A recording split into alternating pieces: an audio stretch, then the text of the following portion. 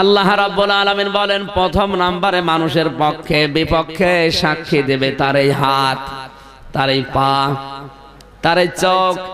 আলিয়াউমা নাখতিমু আলা আফওয়াহিহিম ওয়া তুকাল্লিমুনা আইদিহিম ওয়া তাশহাদু আরজুলুহুম বিমা কানু ইয়াকসিবুন।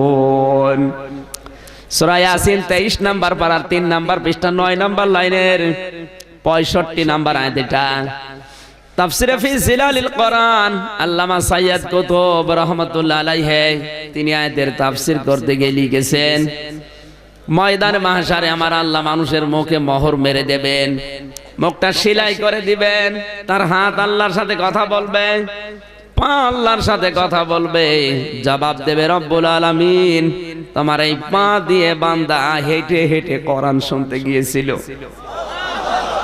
সাক্ষী যেন আমাদের পক্ষে আমাদের পা দান করে, জোরে বলেন আমিন।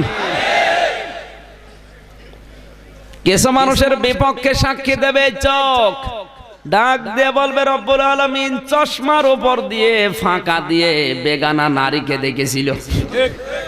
এরকম আল্লাহর ওলি তো নোয়াখালী নেই? কি কায়দা গো! চশমা নাকের উপরে তুলে দেয়, উপর দিয়ে দেখে, মনে হচ্ছে কেউ টের পাচ্ছে না। কেউ দেখে না, দেখে কে? ইয়ালামু খায়িনাতাল আ'য়ুনি ওয়া মা তুফিস সুদূর। সূরা মুমিন 24 নাম্বার পারা 8 নাম্বার পৃষ্ঠার 2 নাম্বার লাইনে আয়াতটি আছে। আল্লাহ বলেন তোমার অন্তরের ভেতরে কি কামনা বাসনা হয়, তোমার চোখ বন্ধ করার পরে কোন নিয়তে খোলো কেউ জানে না, আমি আল্লাহ জেনে ফেলি। এই বিশ্বাস যদি কারো ভেতরে আসে, ও অন্যায় কোন দিকে দৃষ্টি দেবে? বলেন। এই সাক্ষী যদিও না মানতে চায়, দ্বিতীয় নাম্বারে ওর সামনে হাজির করে দেবে আমার আল্লাহ কিরামান কাতিবিন, দুই কাঁধে বসে আছে। কিরামান কাতিবিন ইয়ালামুনা মা তাফআলুন। সূরা ইনফিতারের 11-12 নাম্বার আয়াত। কিরামান কাতিবিন এটা কিন্তু ফেরেশতা না। আমরা অনেকে মনে করি কিরামান একজন ফেরেশতা, কাতিবিন আর একজন ফেরেশতা। কিরামান মানে সম্মানিত, কাতিবিন দুইজন লেখক। সম্মানিত দুইজন লেখক আছে, এই দুইটার নাম ফেরেশতা, নাম কিন্তু কিরামান কাতিবিন না। কথা বোঝা গেছে? এরা সব লিখতেছে। মা ইয়ালফিযু মিন কাওলিন ইল্লা লাদাইহি রাকিবুন আতীদ। এমন কোন কথা বান্দা মুখ দিয়ে বের করে না যেটা সংরক্ষণের জন্য আমার ফেরেশতা কাঁধে বসে নেই। আপনি যে কথাই বলবেন ওইটা কিন্তু লিখিত। কিয়ামতের দিন যখন আপনার সামনে দেবে, ডাক দিয়ে বলবে রব্বুল আলামিন তোমার ফেরেশতা মানে এগুলো বানিয়ে লিখেছে। আমি তো কোনোদিন জিনা করি নাই, কোনদিন আমি সুদ খাইনি, ফেরেশতারা এগুলো লিখেছে, মনে হয় অন্য জনেরটা আমার নামে চালিয়েছে।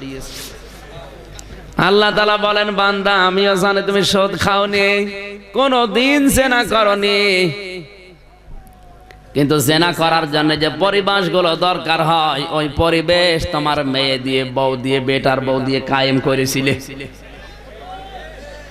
জেনা শুধু লজ্জা স্থানের না, হাতের জেনা আছে, মুখের জেনা আছে, চোখের জেনা আছে। কথা বলেন। আজ যারা নিজেদের বউ দিয়ে, মেয়ে দিয়ে, বেটার বউ দিয়ে বেপরদায় ছেড়ে আনন্দ পায়, মনে করে আমার জিনিস আমি একা দেখবো, এলাকার মানুষের হক নেই, উনি হক আদায় করে বেড়াচ্ছে।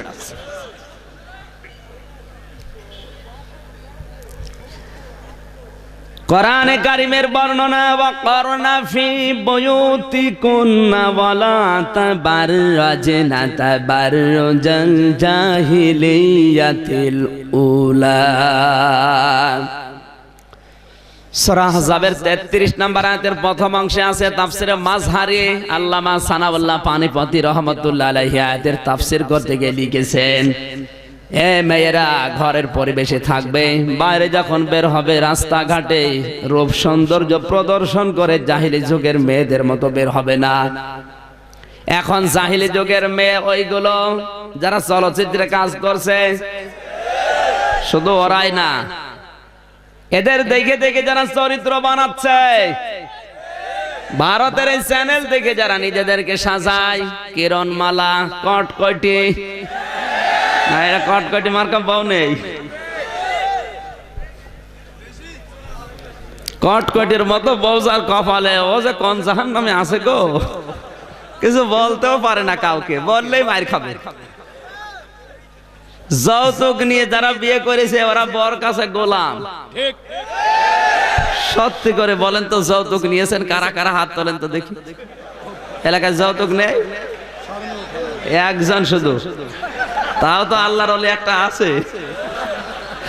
যৌতুক নিয়েছে এই লক্ষ মানুষের ভেতরে মাত্র একজন। এই এলাকায় মেয়ে বিয়ে দেব। যৌতুক নেওয়ার ছাড়া আমার মনে হয় পায়খানা করে নিজে খেয়ে ফেলা ভালো। ও ফেলে দেওয়ার দরকার নেই, ফেলে দিয়ে বেকার সময় নষ্ট করবেন কেন? আমার যতটুকু গবেষণা আছে বাংলাদেশের পরিবারের উপরে, যে পরিবারে যৌতুক নিয়ে সংসার করছে ওই পুরুষ মানুষ আর পুরুষ নেই, ও আমার মনে হয় যোগাইলি হয়ে গেছে। কথা বলেন। কারণ যৌতুক নিলে পুরুষের দাম আর থাকে না, নারী পুরুষ সমান হয়ে যায়। কথা বলতে হবে। আপনি পরিবারে খোঁজ নিয়ে দেখবেন পুরুষের যে মর্যাদা আল্লাহ দিয়েছেন, আর রিজালু কাওয়ামুনা আলান নিসা বিমা ফাদ্দালাল্লাহু বা'দাহুম আলা বা'দ ওয়া বিমা আনফাকু মিন আমওয়ালিহিম।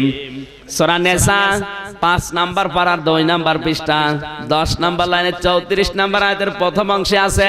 কান লাগান, আমি কথা বলছি তা না, এখান থেকে শিক্ষা বের করব, এই জন্য বলছি। আল্লাহ বলেন পুরুষের মর্যাদা আমি নারীর উপরে নিচে বাড়িয়েছি। বাড়িয়েছে কে? আল্লাহ নাকি দুনিয়ার মানুষ? আমার আল্লাহ বলেন আমি নিচে বাড়িয়ে দিলাম। কেন? পৃথিবীতে পুরুষের কাজ সব বাইরে আর মেয়েদের কাজ সব ঘরে। কি বলেন? কিন্তু দুইটা যখন সমান সমান হয়ে যায়, টায়ার যদি সারা জীবন ভেতরে যেটা আছে টিউব, ও বলে আমি সারা জীবন ভেতরে থাকলাম, এখন আমি বাইরে যাব, সাইকেল চলবে। ওদেরকে আল্লাহ ঘরের পরিবেশে থাকার জন্য নির্দেশ দিচ্ছে। আর পুরুষদেরকে আল্লাহ জানিয়েছেন তোমরা গাইডলাইন দাতা, অভিভাবক। যে পুরুষ আর অভিভাবক থাকে না গাইডলাইন দিতে, যোগ্যতা হারিয়ে ফেলে, ওই দেশে, ওই সমাজে, ওই পরিবারে নারী পুরুষ তখন সমান হয়ে যায়। আর নারী পুরুষ যেখানে সমান, ওখানে অবিচার বেশি। বলেন, ন্যায় বিচার থাকে না। কারণ কোরআনের আয়াত যেখানে মানুষ লঙ্ঘন করবে, ওই জায়গায় আল্লাহ বরকত তুলে নেবে। এটা আমাদের পরিবারে, সমাজে, রাষ্ট্রে মেয়েরা এখন রাজমিস্ত্রি আর স্বামীরা যোগাইলে।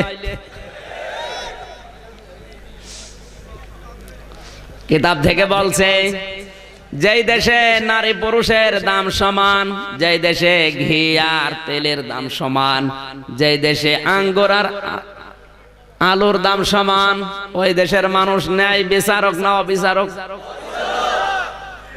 পীর আর মরিদ যাচ্ছে কোন এক দেশের উপর দিয়ে, এমন দেশ ওই দেশে ঘির দাম আর তেলের দাম সমান, আঙ্গুরের দাম আর আলুর দাম সমান।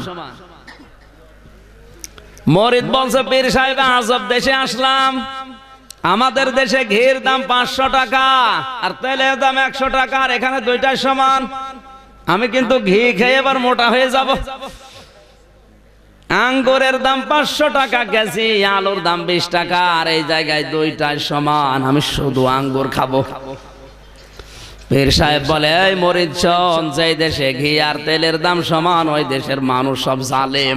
বলে আপনি বাদ দেন, আমি আপনার কথা মানি না, আপনি চলে যান, আমি যাব না। আর আমি ঘি খাচ্ছি, খেতে খেতে ওর ঘাড় হয়ে গেছে সেই রকম। হঠাৎ একদিন ওই দেশে 2 চোর চুরি করতে গিয়ে প্রাচীর পড়ে দুইটাই মারা গেছে। চোরের বাবা বাদশার কাছে বিচার দিয়েছে, বাদশা আমার 2টা ছেলে চুরি করতে যে মরে গেছে, প্রাচীরের নিচে পড়ে, আমি বিচার চাই। এর কি বিচার করা লাগে? যে বিচার দিতে যাবে ওর তো আরো বিচার হবে। এই বল, যেহেতু ন্যায় বিচার ওই দেশে নেই, অবিচার। বাদশা বলে ঠিক, ডেকে ন্যায় বাড়িওয়ালাকে, ওর ফাঁসি দেব, ওর কারণে আমার 2টা নাগরিক মরে গেল। বাড়িওয়ালা বলে আমার দোষ না, প্রাচীর তো দুর্বল করে আমি বানাইনি, বানিয়েছে মিস্ত্রি, রাজমিস্ত্রির দোষ। আমি তো সিমেন্ট বালি ইট সব সমান দিয়েছি, কিন্তু ওরা কম দিয়েছে, এই কারণে প্রাচীর দুর্বল হয়েছে। ঠিক আছে, তোরে মাফ করে দিলাম, মিস্ত্রিটাই কিনে আয়। রাজমিস্ত্রি এসে বলে বাদশা দোষ আমার না, দোষ আছে জোগাইলের, ও পানি বেশি দিয়েছে, এই জন্য মশলা হয়ে গেছে নরম, আমার দোষ না। ঠিক আছে, তোরে মাফ করে দিলাম, ডেকে নিয়ে আয় জোগাইলে। জোগাইলে বলে দোষ আমার না, দোষ হাতিওয়ালার। আমি যখন মশলা তৈরি করছিলাম, হাতি যাচ্ছিল পেছন দিয়ে, হাসির পায়ে লেগে ওই বালতি পড়ে পানি একটু বেশি হয়ে গেছে। বাদশা বলে তোরে মাফ করে দিলাম, হাতিওয়ালা ডেকে নিয়ে আয়। হাতিওয়ালা বলে দোষ আমার না, দোষ ওই মহিলার। ওই মহিলা ঝুনঝুনি আওয়াজের গহনা শরীরে দিয়ে হাঁটছিল, ওই আওয়াজ শুনে আমার হাতি ভয় পেয়ে দৌড় দিয়েছে। বাদশা বলে তোরও মাফ করে দিলাম, মহিলাকে নিয়ে আয়। মহিলা বলছে আমার দোষ না, দোষ আছে স্বর্ণকারের, ও একটু আওয়াজ বেশি দিয়েছে, তোরে মাফ করে দিলাম, স্বর্ণকারকে নিয়ে আয়। স্বর্ণকার এসে আর কোনো জবাব দিতে পারে না, ও তো এমনিতে আগুনের কাছে কাজ করে, শরীর হয়ে গেছে হ্যাংলা। বাদশা বলে ফাঁসি হবে, নিয়ে আয়। দড়ি ওর মাথার ভেতরে দিয়ে দেখে দড়ি বের হয়ে যাচ্ছে। জল্লাদ বলে কাজী, কাজী বলে বাদশাহ এ তো বিচার করা যাচ্ছে না, কেন? কারণ গলার সাথে দড়ির মিল নেই। বাদশাহ বলে না, আমার এক কথা এক রায়, যা বলেছে তাই করাই লাগবে, রায় কার্যকর করতেই হবে, না তো আমার কথা ঠিক থাকবে না। করব কি করে, গলার সাথে মেলে না, বেরিয়ে যায়। বাদশাহ বলে রে মাফ করে দে, এরকম মোটা গলা কোথায় পৌঁছায় নিয়ে আয়। ওই যে সে মরিদ খেয়ে ঘাড় করে মরিদকে নিয়ে এসেছে, দেখে গলায় দড়ি দিয়ে একেবারে সমান সমান। এই তোর ফাঁসি হবে, আমার অপরাধ কি, তোর ঘাড় মোটা। বাদশা বলে তোর ঘাড়ের সাথে দড়ি মিলে গেছে, আর কোনো কথা নেই, কিন্তু তোর তো বিদেশি মানুষ মনে হয়, তোর জীবনের শেষ ইচ্ছা কি? মরিদ চোখের পানি ফেলে দিয়ে বলে বাদশা আমার জীবনের শেষ কথায় আমার পীর সাহেবকে আমি দেখবো। নিয়ে আয় ওর পীর সাহেব কোথায়? পীর যখন এসেছে কানের কাছে মুখ নিয়ে বলছে তোর ফাঁসি আমি দিতে দেব না, তোর কান্নাকাটি করার দরকার নেই। তোর এত করে বললাম যে দেশে তেলের দাম আর ঘির দাম সমান, দেশের মানুষ সব জালেম, তুই কোন কারণে ঘি খেলি? বলে আমারে বাঁচান।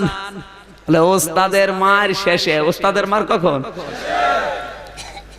সকালবেলা যখন তোরে ফাঁসি দিতে যাবে আমি বলবো ফাঁসি আমারে দেন, তুই বলবে না ফাঁসি আমারে দেন, আমার ওস্তাদরে বাঁচিয়ে দেন, পরে যা হয় আমি দেখবো। সকালবেলা ফাঁসির রায় দেওয়ার জন্য ওর গলার কাছে দড়ি দিয়েছে। ওস্তাদ বলে বাদশাহ ফাঁসি আমারে দেন, আমার মরিদরে ছেড়ে দেন। মরিদ বলে না আমার পীর সাহেব বেঁচে থাক, আমারে দেন। বাদশাহ বলে দাঁড়া, এর ভেতরে রহস্য। মানুষ ফাঁসির কথা শুনলে কান্নাকাটি করে, আর এরা দুইজনই ফাঁসি নিতে চায়, এর ভেতরে রহস্য। মুরব্বিকে বলে পীর সাহেব সত্যি করে বলেন এর ভেতরে কি আছে? পীর সাহেব বলে বাদশাহ কি আছে বলা যাবে না। বলে না বলাই লাগবে।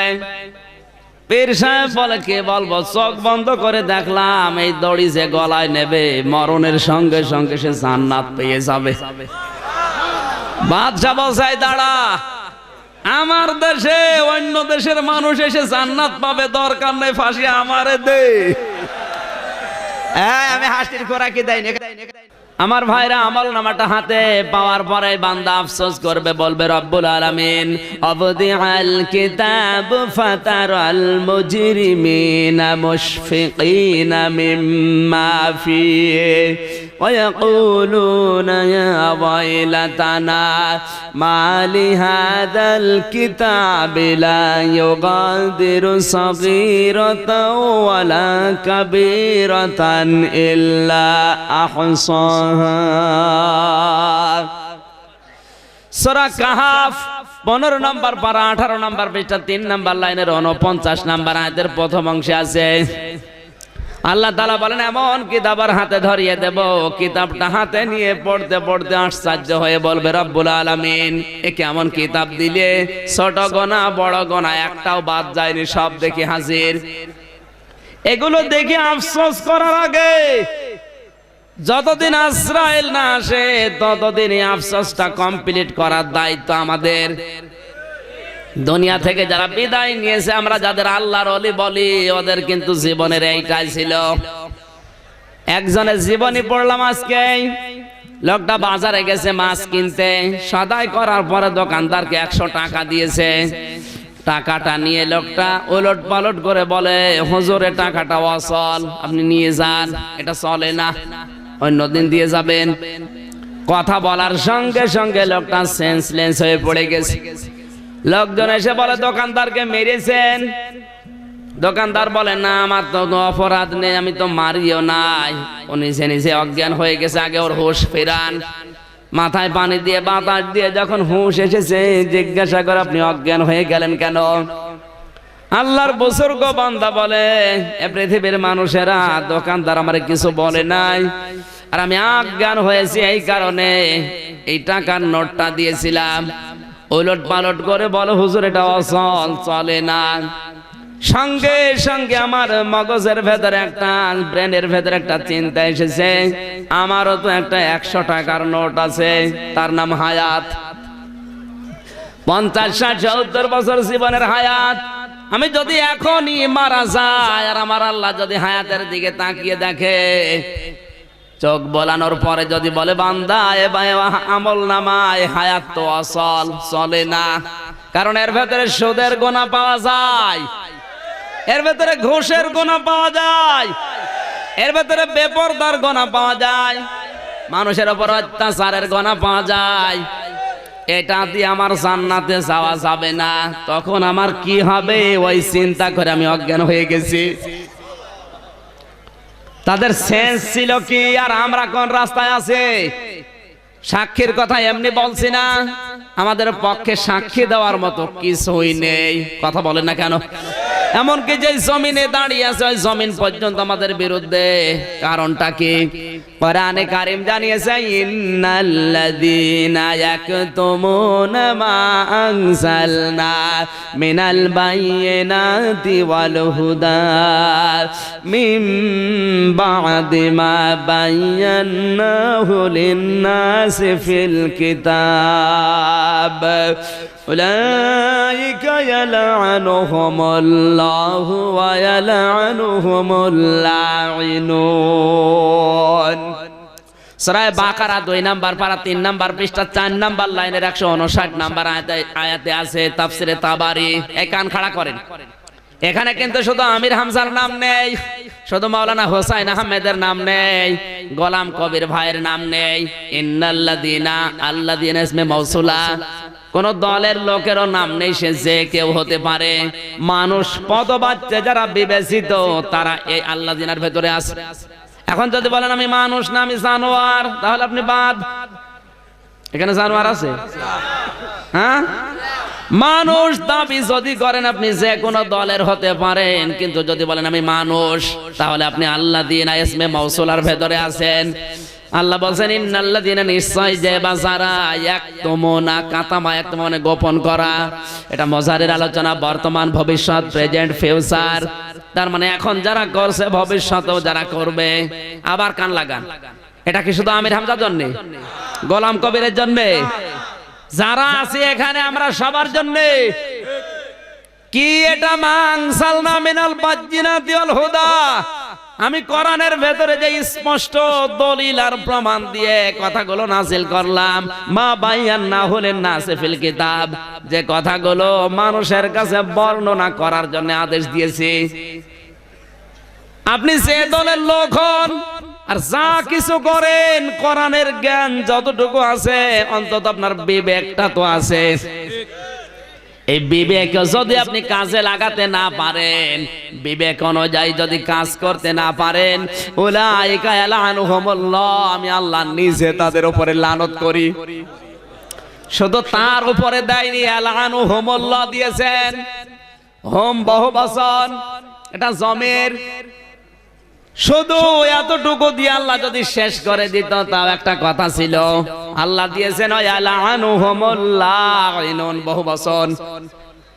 পৃথিবীতে যত সৃষ্টি আমি বানিয়েছি, পিপিলিকা থেকে শুরু করে ফেরেশতা পর্যন্ত, সবাই আমি আল্লাহর কাছে ওর জন্য বরদোয়া করে।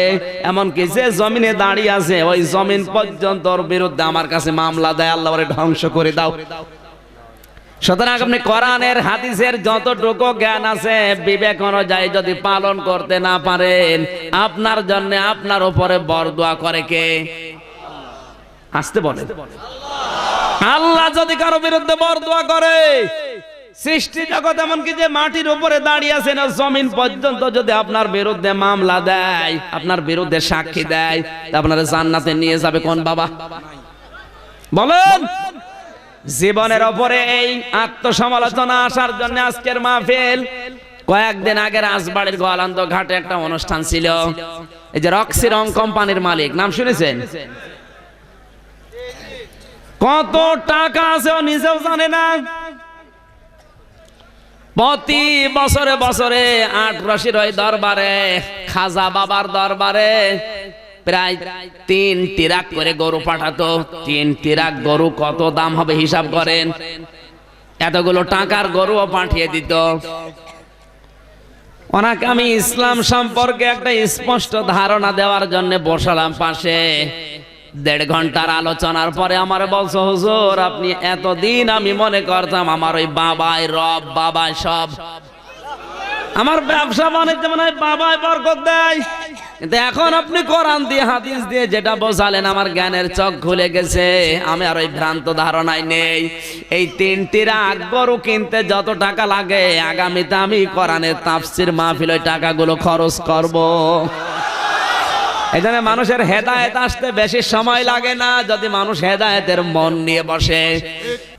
কোরআনে কারীম জানিয়েছে, ওয়াল্লাযীনা জাহাদু ফীনা লানাহদিয়ান্নাহুম সুবুলানা ওয়া ইন্নাল্লাহা লামাআল মুহসিনিন। সূরা আনকাবুতের শেষ আয়াত এটা, ২১ নাম্বার পারা ৩ নাম্বার পৃষ্ঠা ৭ নাম্বার লাইনের শেষ নাম্বার রুকুতে আছে। আল্লাহ বলেন, কোন মানুষ যদি আমাকে পাওয়ার জন্য চেষ্টা করে, সাধনা করে, ওকে আমি আল্লাহ হেদায়েতের রাস্তা দেওয়ার জন্য হাজার হাজার পথ উন্মুক্ত করে দেই। আজ আমরা হেদায়েত পাওয়ার জন্য এসেছি এই মাহফিলে নাকি? বলেন। এখানে আল্লাহ সাবিল দিতে পারতেন, না দিয়ে সবল দিয়েছেন। সাবিল এক বচন, সবল বহু বচন। আপনাকে জান্নাতে নেওয়ার জন্য যতগুলো রাস্তা লাগে, যতগুলো পথ লাগে, আমার আল্লাহ আপনার জন্য বের করে দেবে। যে কোনো পথ দিয়ে আপনাকে আল্লাহ হেদায়েত দিয়ে তারপরে মরণ দেবে। কিন্তু ওই রকম মন নিয়ে আসা লাগবে। কারণ কোরআন শরীফ আল্লাহর নবী আবু বকরের সামনেও পড়েছিলেন, আবু জেহেলের সামনেও পড়েছিলেন। আবু বকর কোরআন শুনে তার ঈমান বেড়ে গেছে, আর আবু জেহেল কোরআন শুনে তার শয়তানি বেড়েছে। এখানে আবু বকরের মতো মন নিয়ে যারা বসে আছে, আল্লাহর কসম মাস্ট বি ওদের ঈমান বাড়বে। যাদাতহুম ঈমানা। আর আবু বকরের মতো যদি ঈমান বেড়ে যায়, কিয়ামত পর্যন্ত আপনি দোয়া পাবেন। নিজের চোখে দেখে আসলাম আবু বকরের কবর। দুনিয়াতে যারা আল্লাহর নবীকে সালাম দিতে যায়, শুধু নবীকে দেয় না, আল্লাহর নবীর পাশে আবু বকর ঘুমিয়ে আছে, আবু বকরকেও সালাম দেওয়া লাগছে। কথা বলছেন না কেন? আপনি কোরআন শুনে যদি এরকম যোগ্যতা অর্জন করতে পারেন, আপনি হয়তো ২০ বছর পরে থাকবেন না, কিয়ামত পর্যন্ত দুনিয়ায় যারা আসবে তারা আপনার নাম শুনলে আল্লাহর কাছে দোয়া করবে, আল্লাহ মুমিন নারী পুরুষদেরকে তুমি মাফ করো, তার ভেতরে আপনিও থাকবেন। আর যাতে কোরআন শোনার পরে আবু জেহেলের মতো শয়তানি বাড়ে, ওর কবর দেখে আসলাম বদরের ময়দানে। আবু জেহেলকে তো আমাদের মতো আদর করে মাটি দেয়নি, ওরে উদ্ধ করে দিয়েছে। ৭০ জন কাফেরকে এক কবরের ভেতরে মাটি দিয়েছিল, চাপা মাটি। ড্রাইভার আমারে বলছে, হুজুর এত পানি দেওয়া হয় কিন্তু এর কবরে কোনো কাজ হয় না, হইলেই মারা যায়। আল্লাহ মনে হয় জান্নাতের শরবত খাওয়াচ্ছে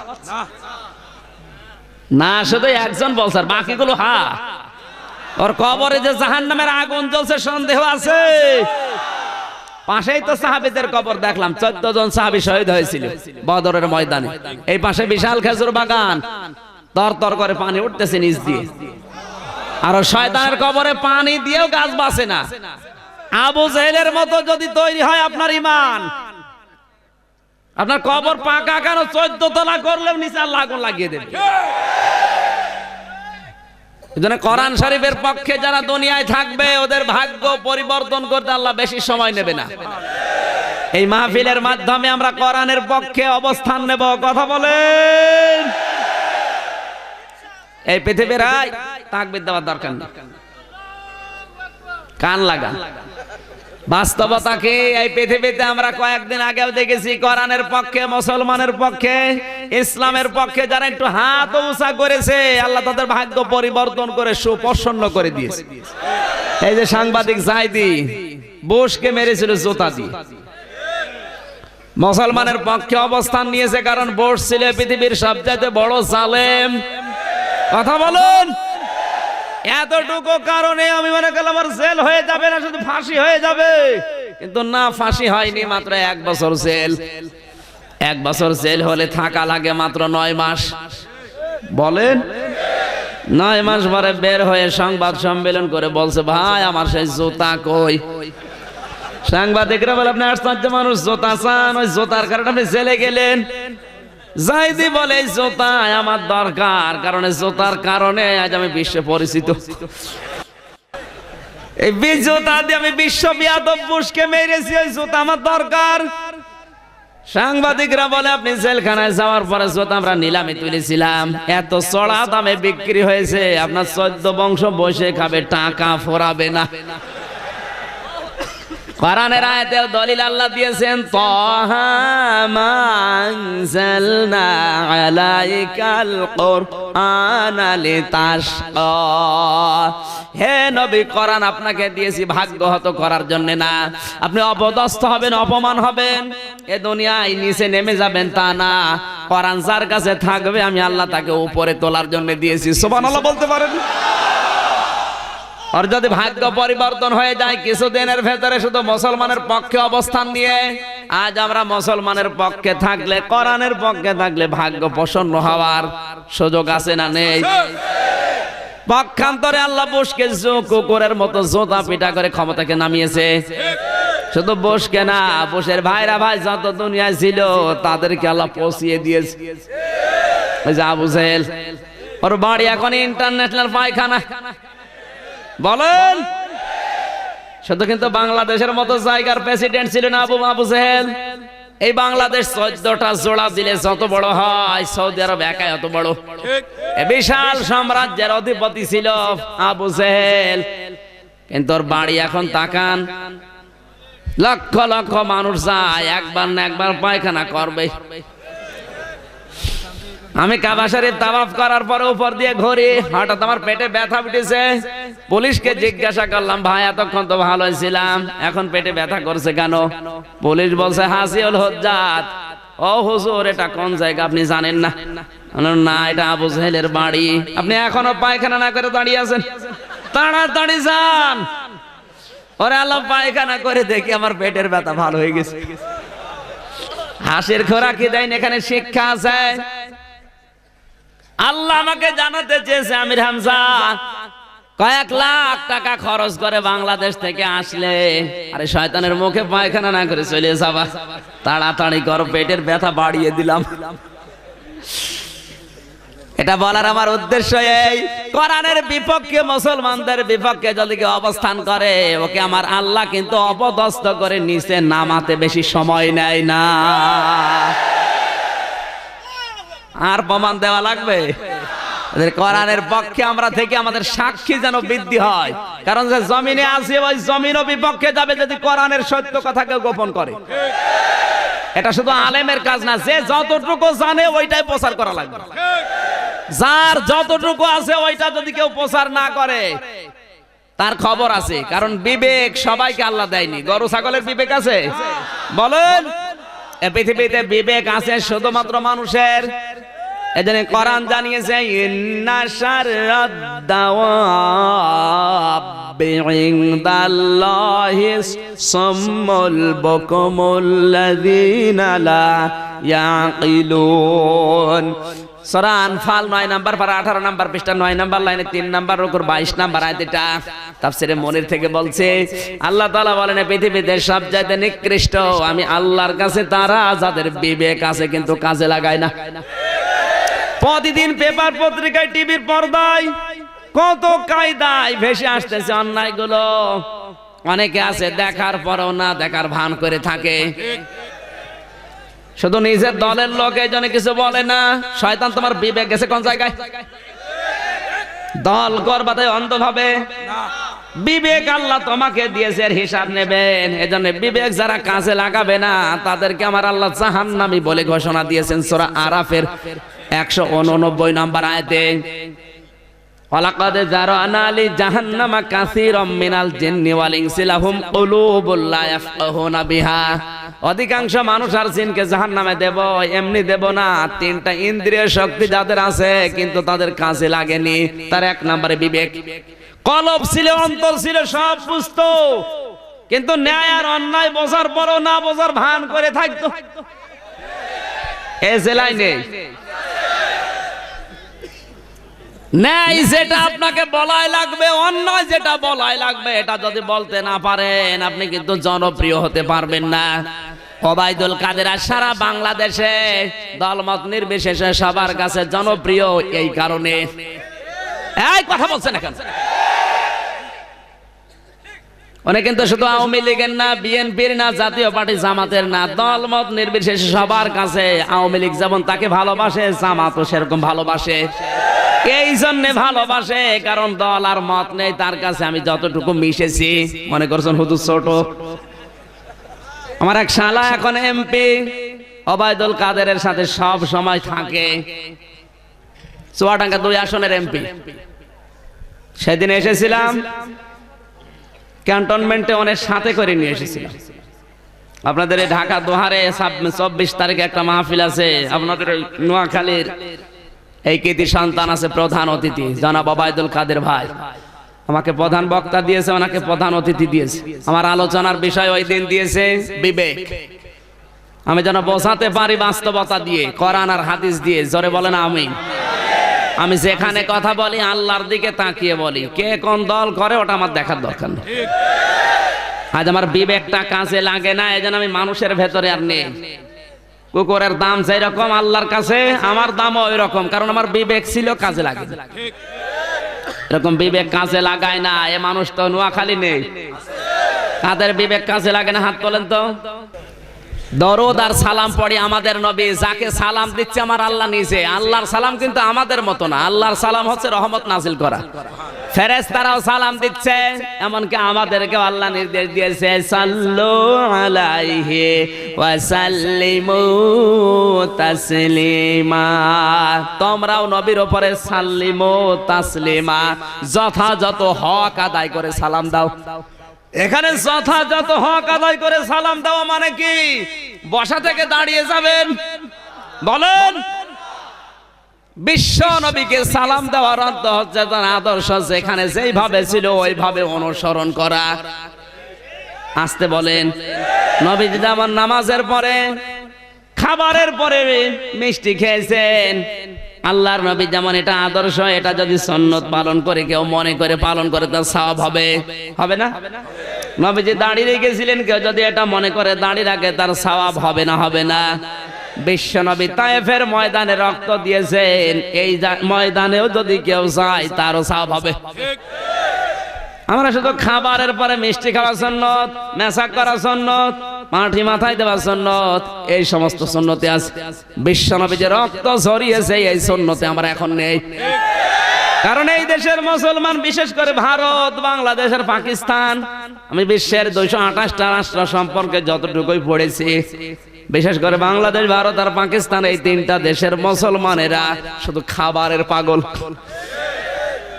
কোন কায়দায় খাবার পাওয়া যায় মানুষ সেখানে ভিড় করে। এই যে আটরশি যান, গরু হাজারে হাজার, মানুষও লাখে লাখে। আমি তিনবার গেছি, জিজ্ঞাসা করছি ভাই এসেছেন কোথা থেকে? বলছে মাদারীপুর থেকে, বরিশাল থেকে। কেন আসলেন এত দূর থেকে? বলছে হুজুর কিছু না হয়, খাওয়া হয়। মুরিদ হয় না হয় খাওয়া তো হচ্ছে। মুসলমান এখন খাবারের পাগল, কোন কায়দায় কিভাবে খাওয়া যায় শুধু ওই ধান্দায় থাকে। কথা বলে না কেন? উপন্যাস পড়েছিলাম একটা, কষ্ট হচ্ছে। এক খ্রিস্টান, এক ইহুদি আর এক মুসলমান, তিনজন মিলে দস্তি করেছে। কিছু দূর যাওয়ার পরে মুসলমান বলছে ভাই খাবারের দরকার, ওর টার্গেট শুধু খাওয়া। সন্ধ্যা হয়ে যাচ্ছে, এক গাছের নিচে আশ্রয় নিয়েছে। তিনজন মিলে টাকা তুলে কিছু খাবার নিয়ে এসেছে। দোকানদার বলে 4টা রুটি আছে, 3টা নিলে একটা ফাও দিয়ে দিয়েছে। তিনজন মিলে 3 রুটি খেয়েছে। মুসলমান বলছে ওইটা রেখে লাভ নেই, ওইটা ছিঁড়ে ছিঁড়ে খেয়ে ফেলি, ওর ধান্দা শুধু খাওয়া। ইহুদি খ্রিস্টান বলে ভাই এতক্ষণ তো খেলাম, এখন থাক, এখন আমরা সবাই গাছের নিচে ঘুমিয়ে যাব। যে আশ্চর্য স্বপ্ন দেখবে সে খাবে রুটি। অসুবিধা নেই, ঘুমান। ওদের ঘুম পাড়িও তো ঘুমায়নি। ওরা যখন ঘুমিয়ে নাক ডাকায়, ও আস্তে করে ওইটা রুটি খেয়ে মুখ মুছে এবার শুয়ে আছে। খ্রিস্টান ওইটা ডাক দিয়ে বলে ভাই ওঠেন, আমার স্বপ্ন বড় আশ্চর্য। কি স্বপ্ন দেখলে তুমি? খ্রিস্টান বলছে আমি স্বপ্নের ভেতরে দেখি আমি প্রথম আসমানে হাজির, আমার নবী ঈসা আলাইহিস সালামের সাথে আমার দেখা। আমারে বলে উম্মত তোর উপর আমি খুশি, ওই যে রুটি আছে তুই খাবি। রুটি আমার নবী বলে দিয়েছে, আমার বরাতে আছে। রুটি তো আমার, রুটি আছে, রুটি তো সবার। ইহুদি বলে তোমার স্বপ্ন হলো, তুমি তো প্রথম আসমানে। আমি স্বপ্ন দেখি আমি 6ষ্ঠ আসমানে চলে গেছি, আমার নবী মুসা আলাইহিস সালামের সাথে আমার দেখা। আমারে বলে উম্মত তোর জীবন যৌবন আমার কাছে ভালো লেগেছে, ওই যে রুটি আছে তুই খাবি। আমার নবী আমারে এত উপরে নিয়ে এই কথা বলেছে, রুটি তো আমার, রুটি আছে না। মুসলমানকে ডাক দিয়ে তুলতে চাই কিন্তু ওঠে না, তো জেগে জেগে ঘুমাচ্ছে। মানুষ এমনিতেই ঘুমিয়ে থাকলে তোলা যায়, কিন্তু জেগে ঘুমালে তোলা যায় না। সিমটি দিয়ে তুলে ডাক দিয়ে বলে এখনো ঘুমা, রুটি আমাদের হয়ে গেছে। মুসলমান বলে কে? তোমাদের তো স্বপ্ন আমি সবই শুনেছি, আমার স্বপ্ন জানো, আমারটা আরো আশ্চর্য। তোমরা যখন ঘুমিয়ে আছো আমি দেখি বিশাল এক দৈত্য বড় একটা মগর নিয়ে এসে আমার মাথার কাছে দিয়ে বলে এই মুসলমান রুটি খা। কি করব, জীবন বাঁচানোর তাগিদে রুটি খেয়ে ফেলিস। ইহুদি খ্রিস্টান বলে ভাই এত বড় বিপদ গেল, আমাদের ডাকতে পারলে না। বলে ডাকবো কি করে? একজন আছে প্রথম আসমানে, একজন 6ষ্ঠ আসমানে। ওরা বলছে যাক বিপদ কেটে গেছে, এই ভালো আছে শুধু খাবারের ধান্দায়। আজ যেই মহব্বত গুলো চলছে রাসূলের উপরে, এই যে রবিউল আউয়াল মাস চলে গেল, শুধু মহব্বত দেখানোর জন্য রবিউল আউয়াল আসে নাই। রবিউল আউয়াল এসেছিল এই পৃথিবীতে বিশ্ব নবীকে অনুসরণ করার জন্য। এজন্য কোরআনে কারিমে আমার আল্লাহ জানিয়েছেন কুল ইন কুনতুম তুহিব্বুনাল্লাহা ফাত্তাবিউনি ইউহিব্বুকুমুল্লাহ ওয়া ইয়াগফির লাকুম যুনুবাকুম আল্লাহু গফুরুর রহিম। সূরা আলে ইমরান 3 নাম্বার পারা 13 নাম্বার পৃষ্ঠা 3 নাম্বার লাইনে 4 নাম্বার রুকুর 31 নাম্বার আয়াত। এটা কোরআনে কারীমের 3 নাম্বার সূরা। তাফসীরে ফি জিলালিল কোরআন আল্লামা সাইয়্যিদ কুতুব রাহমাতুল্লাহ আলাইহি তাফসীর করতে গিয়ে লিখেছেন আল্লাহ তাআলা বলেন নবী আপনি বলুন যদি তোমরা আল্লাহর ভালোবাসা পেতে চাও, আওয়ামী লীগ বিএনপি জাতীয় চরমনা সবাই আমরা ভালোবাসা চাই কার? আরো জোরে বলেন।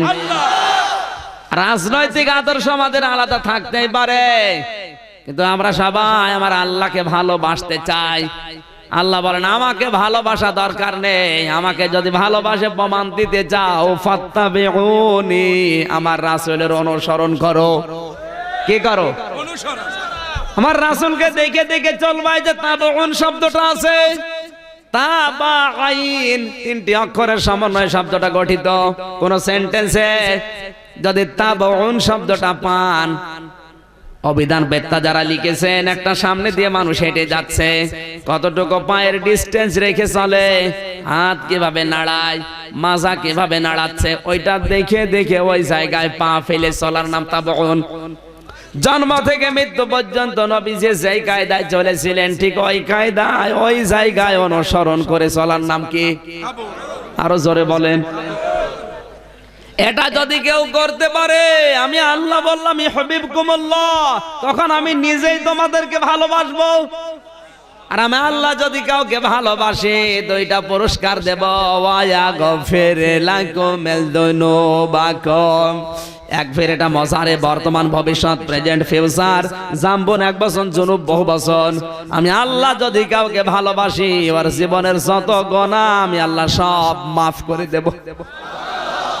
সুতরাং এই মুহূর্তে যদি কেউ সিদ্ধান্ত নেয় রাসূলের অনুসরণ ছাড়া আর দুনিয়ায় কোনোদিন একটা নিঃশ্বাসও নেব না, যখন থেকে সিদ্ধান্ত নেবেন তখন থেকে ওই সময় থেকে আপনাকে আল্লাহ মাফ করে দেবে। কারণ এক ফের বর্তমান ভবিষ্যৎ, আল্লাহর ওয়াদা মিথ্যা হয়? আরো জোরে বলেন। যারা অনুসরণ করেছে দুনিয়ায় তাদের দিকে তাকান, যারা অনুসরণ করেছে তাদেরকে আল্লাহ মাফ করে দিয়েছে।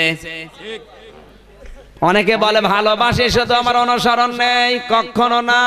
অনুসরণ যারা করবে তারা তো ভালোবেসেই করছে।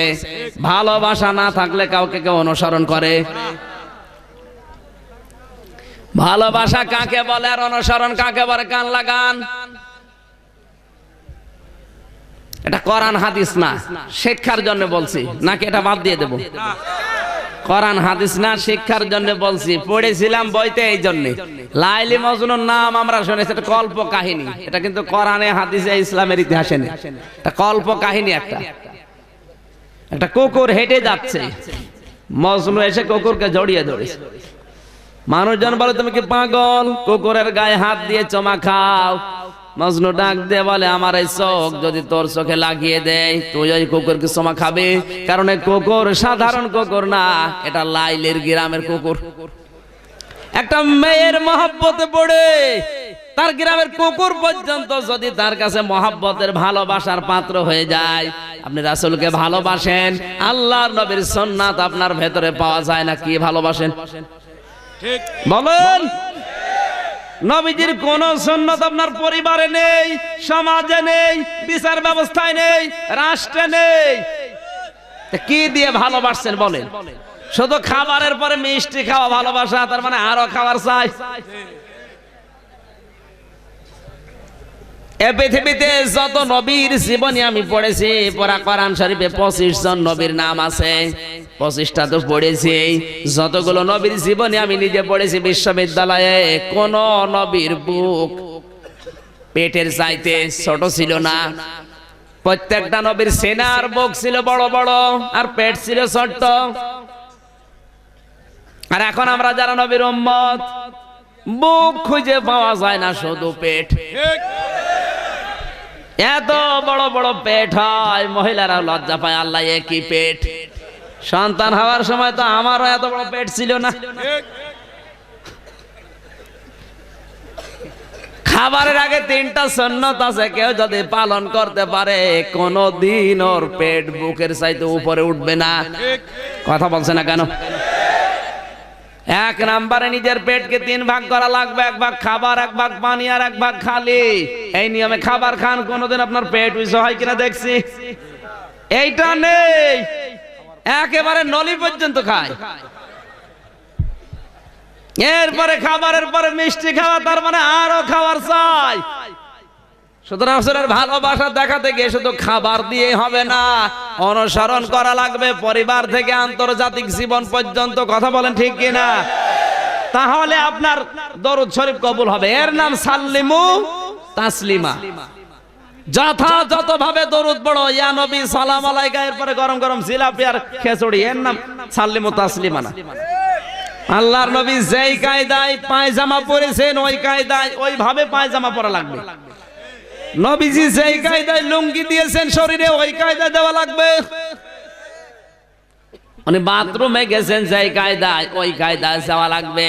তার মানে একেবারে জন্ম থেকে মরণ পর্যন্ত এই 63 বছর অনুসরণের নাম হচ্ছে সাল্লিমু তাসলিমা। আমার আজকের আলোচনার যে বিষয়টা, মুসলমান দাবি করার পরেও বাংলাদেশে জাহান্নামে কারা যাবে? মুসলমান জাহান্নামে যাবে? বলেন। জাহান্নাম তো আল্লাহ বানিয়েছে কাফের, মুশরিক আর মুনাফিকদের জন্য, কিন্তু মুসলমান দাবি করার পরও জাহান্নামে কারা যাবে আজকের আয়াতে আছে।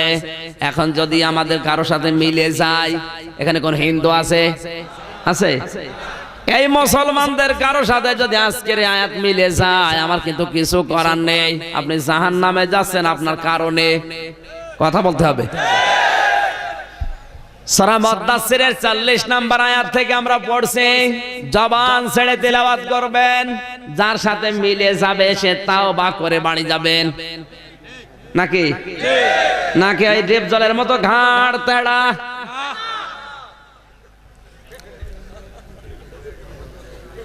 জবান ছেড়ে পড়বেন, শয়তান যেন আশপাশে না থাকে। আউযু বিল্লাহি মিনাশ শাইতানির রাজিম, বিসমিল্লাহির রহমানির রহিম। ফি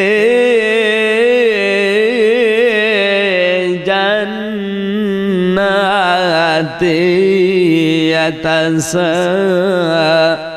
ইয়াতাসাআলুন আনিল মুজরিমিন।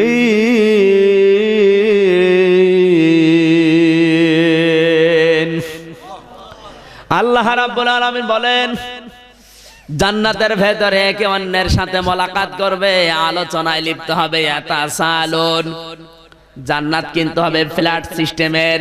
কি সিস্টেম?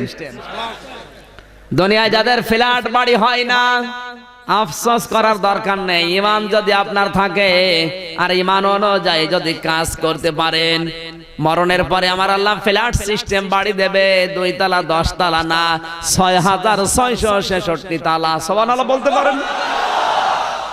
এখন ওই জান্নাতটা পাওয়ার জন্য আপনি দোয়া করেন। দুনিয়ায় কাকে আপনি পছন্দ করতেন? মাঝে মাঝে আল্লাহকে বলেন, রব্বুল আলামিন, তোমার এই বান্দাকে আমার পছন্দ হতো, তুমি যদি আমাকে জান্নাত দান করো তাহলে গোলাম ভাইয়ের সাথে আমাকে দিও। আপনার যদি দোয়া কবুল হয় আর দোয়ার পেছনে যদি দাওয়া থাকে, অবশ্যই আপনি জান্নাতের ভেতরে ফ্ল্যাট বাড়ি থেকে বের হয়ে তাকে দেখতে পাবেন। তাফসীর ইবনে কাসিরের ভেতরে বর্ণনা আছে। আপনি এখন শুধু দোয়া করেন, অনেকে মনে করতে পারে দোয়ার দ্বারাই কি কাজ হয়? পৃথিবীতে দোয়ার দ্বারাই পরিবর্তন করা সম্ভব, কারণ অধিকাংশ মানুষ বলে হুজুর দোয়া করবেন, যেটা আপনার কপালে লেখা আছে ওটা হবে। কিন্তু একটা কারণে কপাল পরিবর্তন করা যায়, টাকা দিয়ে পয়সা দিয়ে না, ওটা দোয়া দিয়ে। বলেন, ভাগ্য পরিবর্তন করা যায় কি দিয়ে? শুধুমাত্র দোয়া, তাছাড়া কিছু দিয়ে হবে না। আপনার উপরে যে আযাবটা আল্লাহ নাযিল করবে ওটা মাস্ট বি করবে, কিন্তু দোয়া করার দ্বারা ওটা পরিবর্তন করার সিদ্ধান্ত আল্লাহ নিতে পারে। এই জন্যই মানুষ শুধু বলে হুজুর দোয়া করেন, দোয়া করেন, এই শব্দ নেই। কখনকার দোয়া কবুল হয়ে যায় বলা যায় না। এই পৃথিবীতে যারা দোয়া নিয়ে অনেকে জান্নাত পর্যন্ত পেয়ে গেছে, আমার কাছে 99টা প্রায় তথ্য লেখা আছে আমার এই কিতাবে। আমি শিক্ষার জন্য বলছি, কি কষ্ট হচ্ছে আপনাদের?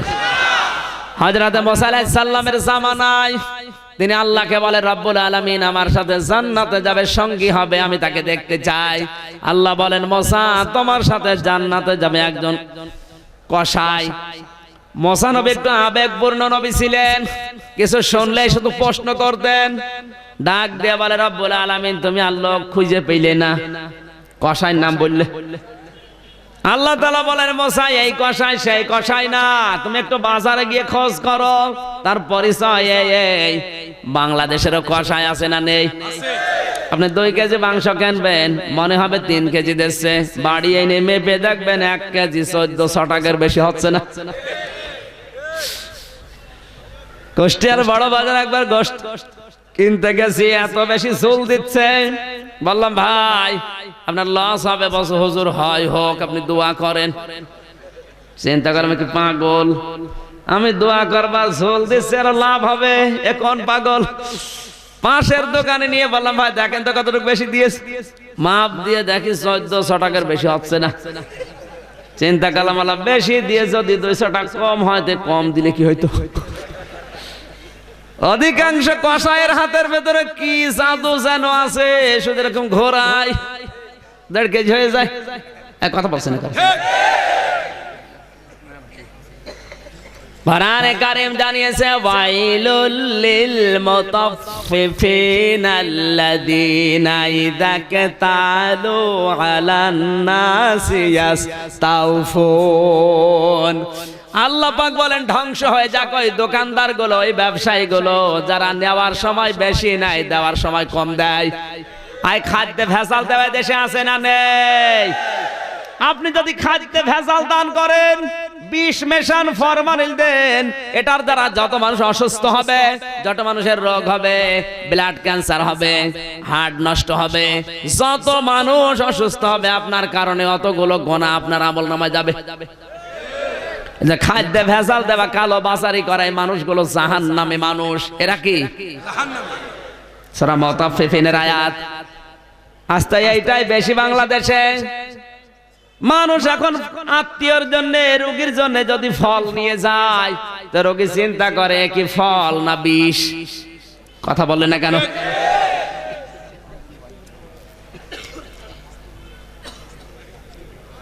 মুসা আলাইহিস সালাম গেলেন ওই দোকানদারের কাছে, সারা দিন লক্ষ্য করে দেখেন না, লোকটা গোশত বিক্রি করছে কিন্তু ওজনে কম বেশি নেই, সঠিকভাবে মাপ দিয়ে বিক্রি হয়ে গেল। সন্ধ্যাবেলা কিছু গোশত কিমা বানিয়ে রেখেছে, বাড়ি নিয়ে যাচ্ছে। বাড়িতে যাবার সময় মুসা নবী পেছনে পেছনে যায়, ডাক দিয়ে বলে আল্লাহর বান্দা আমি মেহমান হতে চাই। বলে চলেন। বাড়িতে নিয়ে তিনি তাকে বসালেন এক বারান্দায়, ঘরের চোপড়ি ছিল, পারলেন। ওখান থেকে একটা মেয়ে লোককে নিয়ে নিজের হাতে পরিষ্কার করিয়ে গোশতগুলো রান্না করে মেয়েটার মুখে তুলে দিচ্ছে। মেয়েটাকে মুখের গোশতগুলো চিবিয়ে চিবিয়ে খায় আর দোয়া করে রব্বুল আলামিন আমার এই সন্তানটা আমার স্বামী মরার পর থেকে আবার খেদমতে লেগে আছে। আমি মায়ের কুদরতে আমার কলিজা ঠান্ডা হয়ে গেছে, আমি মা হয়ে তোমার দরবারে দোয়া করলাম, আমার এই সন্তানটাকে তুমি জামানার নবী মুসার সাথে জান্নাতে দিয়ে দিও। হযরত মুসা ডাক দেওয়ার আল্লাহর বান্দা এই মেয়ে লোকটাকে বলে হুজুর আমার মা প্রতিদিন এই দোয়া করে, আমার বাবা সেই ছোট্টবেলায় মারা গেছে, আমি মায়ের খেদমতে লেগে আছি, আপনি বলেন তো কোথায় আমার মুসা নবী জামানার নবী আর আমি কোথায় কষাই, এ দোয়া কি কবুল হয়? হযরত মুসা চোখের পানি ফেলে দিয়ে বলে আল্লাহর বান্দা দোয়া কবুল হয়ে গেছে, আমি জামানার নবী মুসা তোমাকে সুসংবাদ দিয়ে গেলাম, কিয়ামতের দিন তুমি আমার সাথে জান্নাতে থাকবে তোমার এই মায়ের দোয়ার কারণে। একজন কসাই মায়ের দোয়া নিয়ে জান্নাত পেতে পারে, আমরা পারি না? বলুন এখানে তাকান তো, কার কার মা নেই? কত মানুষের মা নেই, বাড়িতে যে ডাক দিয়ে হাজারো ডাকলেও পাবে না। আমি রাত 4টা 3টার সময় বাড়ি গিয়ে যদি একবার ডাক দিয়ে আমার মা বেরিয়ে আসবে, জিজ্ঞাসা করবে আমির হামজা কেমন আছো? কিন্তু যাদের মা নেই ও কিয়ামত পর্যন্ত ঘর ধাক্কা দিলেও কেউ আসবে। এখানে পড়া কোরআন শরীফের ভেতরে যেখানে আমার আল্লাহ মা বাবার নামটা দিয়েছেন, অন্তত সেই জায়গায় আমার আল্লাহ নিজে ব্যাখ্যা দিয়েছেন। পড়া কোরআন শরীফ আমি গবেষণা করে দেখেছি, কোন জায়গায় কোন মানুষের নামে এত ব্যাখ্যা নেই, কিন্তু মা বাবার নাম যেখানে সেখানে আমার আল্লাহ নিজে ব্যাখ্যা দিয়ে দিয়ে জানিয়েছেন। সূরা বানী ইসরাঈলে 5টা ব্যাখ্যা দিয়েছেন আল্লাহ। আল্লাহ মনে হয় পাগল হয়ে গেছে। আমার আল্লাহ জানে এই পৃথিবীতে আমার পরে বান্দা বান্দির জন্য সবচাইতে বেশি কষ্ট স্বীকার করেছে ওর মার বাবা। এজন্য কোরআনে যেখানেই মা বাবার নাম সেখানেই ব্যাখ্যা। সুবহানাল্লাহ বলতে পারেন নাই? অথচ আজ এই মা বাবার উপর অত্যাচার চলছে পরিবারে, তাদের খোঁজ খবর নেওয়া তো দূরের কথা। এটা হওয়ার পেছনে কয়েকটা কারণ। 1 নাম্বার কারণ অনেকের স্ত্রী, অনেকের বউ এমন আছে মা বাবার খোঁজ যদি সন্তান নেয় তখন বউর মন খারাপ হয়। এরকম বউ এলাকায় নেই? আমার বিশ্ববিদ্যালয় আগের ইয়ার এক বন্ধু, এত গরিবের ছেলে, টাকা পয়সা ছিল না মাস্টার্সে পরীক্ষা দেওয়ার জন্য। ওর মা আর বাবা দুইজন রোজা রেখে রেখে কিছু টাকা ওর হাতে দিয়েছে, যেহেতু 2 বেলা রোজা রাখলে খাবার খাওয়া লাগবে, 2 বেলা একবার খাওয়া লাগে না, ওই টাকা বাঁচিয়েছে। মানুষের জমিতে কামলা দিয়ে কিছু টাকা পেয়েছে, আবার হাতে দিয়েছে 4,500 টাকা। মাস্টার্সে ফি দেওয়ার পরে পাস করে গেছে, রেজাল্ট ভালো ছিল, ঢাকা একটা চাকরিও পেয়েছে। আল্লাহর ইশারাও একটা বিয়ে করেছে পছন্দ করে, কিন্তু মেয়েটা খুব জল্লাদ, এত ডেঞ্জার মেয়ে, মা বাবার নামই শুনতে পারে না। মা বাবার নাম শুনলেই বলে না যাওয়া যাবে না, খরচ দেওয়া তো দূরের কথা, তুমি যদি যাও তোমার আমি ডিভোর্স দিয়ে দেব। যেহেতু ধনীর মেয়ে দোলালি, স্ত্রীর দিকে তাকিয়ে শেষ পর্যন্ত মা বাবার সাথে সম্পর্ক কাট করে দিয়েছে। প্রায় 2টা বছর ওই অবস্থায় আছে। ওর বাবার বয়স 65 বছর। বাধ্য হয়ে জীবন বাঁচানোর তাকে একটা ভাঙ্গা রিকশা ভাড়া নিয়েছে। ওর বাবা কিন্তু দিনের বেলা বের হয় না, ছেলের আবার বদনাম হবে এই কারণে। এই রাতের সে বেলা, শীতের সময়, মাথার উপরে চাদর দিয়ে মাফলার দিয়ে মুখটা পেঁচিয়ে ওই নাইট কোচ গুলো ঢাকা থেকে আসে, ওই নাইট কোচের ভাড়া মারে। এদিকে দিন দিন ওর মায়ের হাঁপানি রোগ বাড়তে আছে, ঔষধের পয়সা নেই, কথা বন্ধ হয়ে গেছে 3 দিন।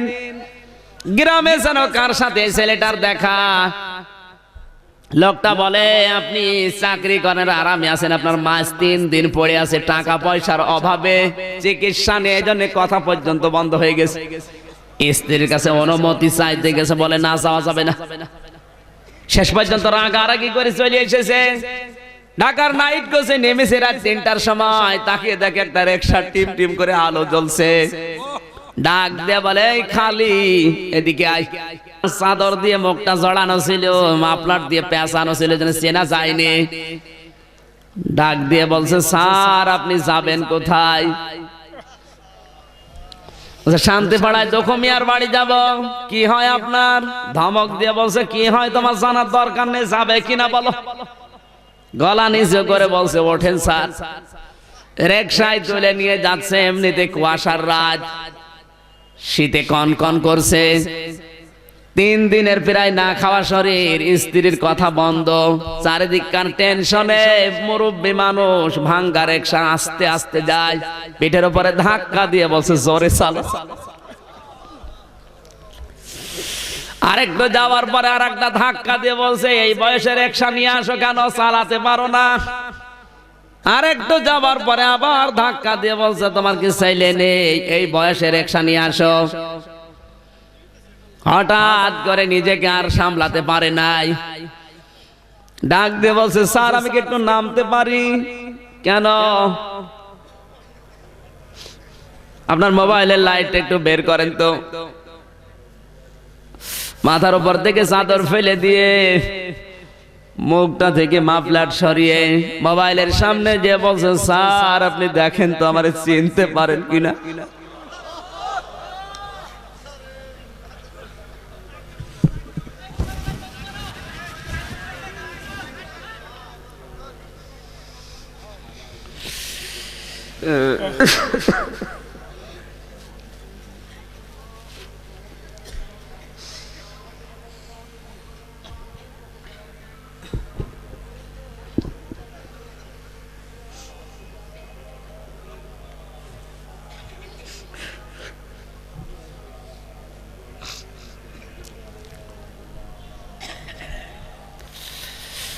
তোমাকে স্যার বানাতে গিয়ে আমার জীবনটা নষ্ট হয়ে গেছে। আমি রোজা রেখে রেখে পরীক্ষার ফিস জোগাড় করেছিলাম, মানুষের জমিতে সারা দিন পরিশ্রম করে তোমার হাতে টাকা দিয়েছিলাম। তুমি স্যার হয়ে আজ 2 বছর আমাদের খোঁজ নাওনি। বাধ্য হয়ে আমি রাতের বেলা বের হই, দিনের বেলা আমি রিকশা নিয়ে আসতে পারি না তোমার সম্মানের ভয়ে। আজ 3 দিন তোমার মা পড়ে আছে, ঔষধের পয়সা জোগাড় করতে পারিনি। বাধ্য হয়ে আমি আজ মাফলার দিয়ে মুখটা পেঁচিয়ে এসেছি, আর এসেই তোমারে পেলাম। ছেলেটা লাফ দিয়ে রিকশা থেকে নেমে বাবার পা জড়িয়ে বলে, আব্বা আমারে মাফ করে দেন, এই ভাঙ্গা রিকশা তুমি পেলে কোথায়? বাবা হাওমাও করে কাঁদে আর বলে, সন্তান এই রিকশাটা আমি ভাড়া নিয়েছি, জলদি করে বাড়ি চলো, কিন্তু আমার শর্ত একটা, তুমি আমার রিকশায় ওঠো, তোমাকে আমি চালিয়ে নিয়ে যাব। বাড়িতে যে দেখে বাড়ি পৌঁছানোর 10 মিনিট আগে ওর মা মারা গেছে।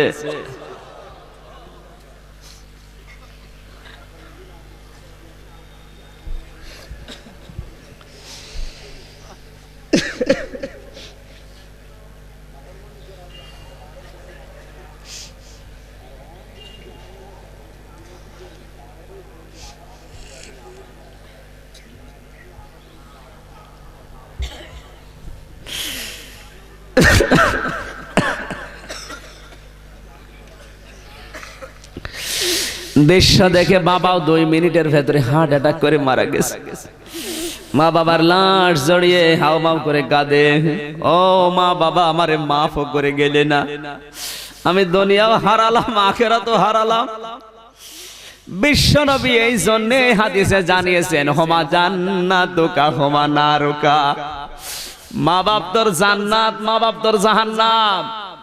তাম দুনিয়ার সব মানুষ যদি হারিয়ে যায়, একদিন না একদিন আবার পাওয়া যাবে। বন্ধু হারিয়ে গেছে আবার নতুন বন্ধু হবে, বান্ধবী হারিয়ে গেছে আবার নতুন বান্ধবী হবে, বউ মারা গেছে আবার বিয়ে দিলে বউ পাবে। কিন্তু মা বাপ যদি একবার হারিয়ে যায়, দোয়া করার জন্য আর কাউকে খুঁজে পাবে না। কারণ পৃথিবীর কোন মানুষের দোয়া তো গ্যারান্টি নেই। শুধু মা বাবা যদি মন থেকে বলে যা, এটা আরো সে চলে যায়। সুবহানাল্লাহ বলতে পারেন নাই? সকাল বেলায় ওর বউ ডিভোর্স নামা পাঠিয়েছে, যেহেতু রাগারাগি করে এসেছিল, ওর চাকরি গেছে চলে, ও এখন পাগলের মতো, ওর দুনিয়াও শেষ আখিরাতও শেষ। আমাদের কারো ভাগ্য যেন ওই রকম হয়ে না যায়। সময় এখনো আছে। একজন কসাই মায়ের দোয়া নিয়ে যদি জান্নাতবাসী হতে পারে, আমাদের কি হয়েছে? আমরা পারি না। শুধু দোয়া নিলেই হবে না, দোয়ার পেছনে দাওয়া থাকা লাগবে। দাওয়া কি? খেদমত।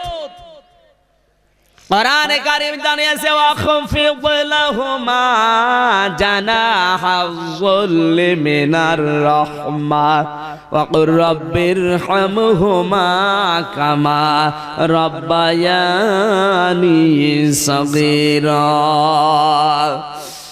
আল্লাহ পাক বলেন, তোমার খরচের ডানা, তোমার যে খরচের হাতটা আছে, এটা মা বাবার জন্য বিছিয়ে দাও।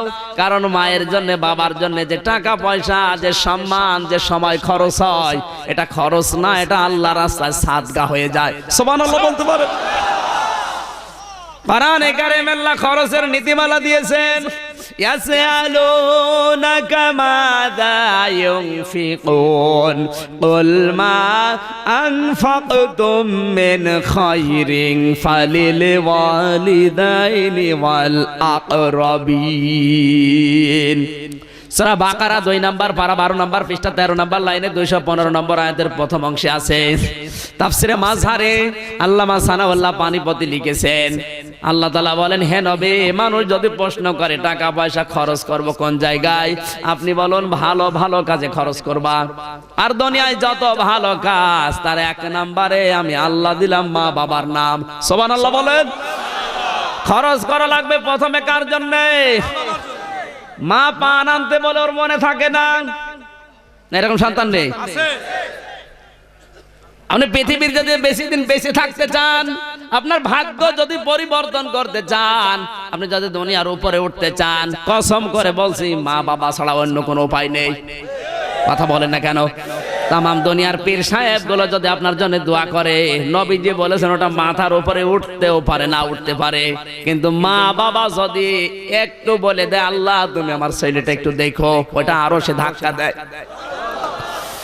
মা বাবার কাছ থেকে দোয়া নেওয়া লাগবে।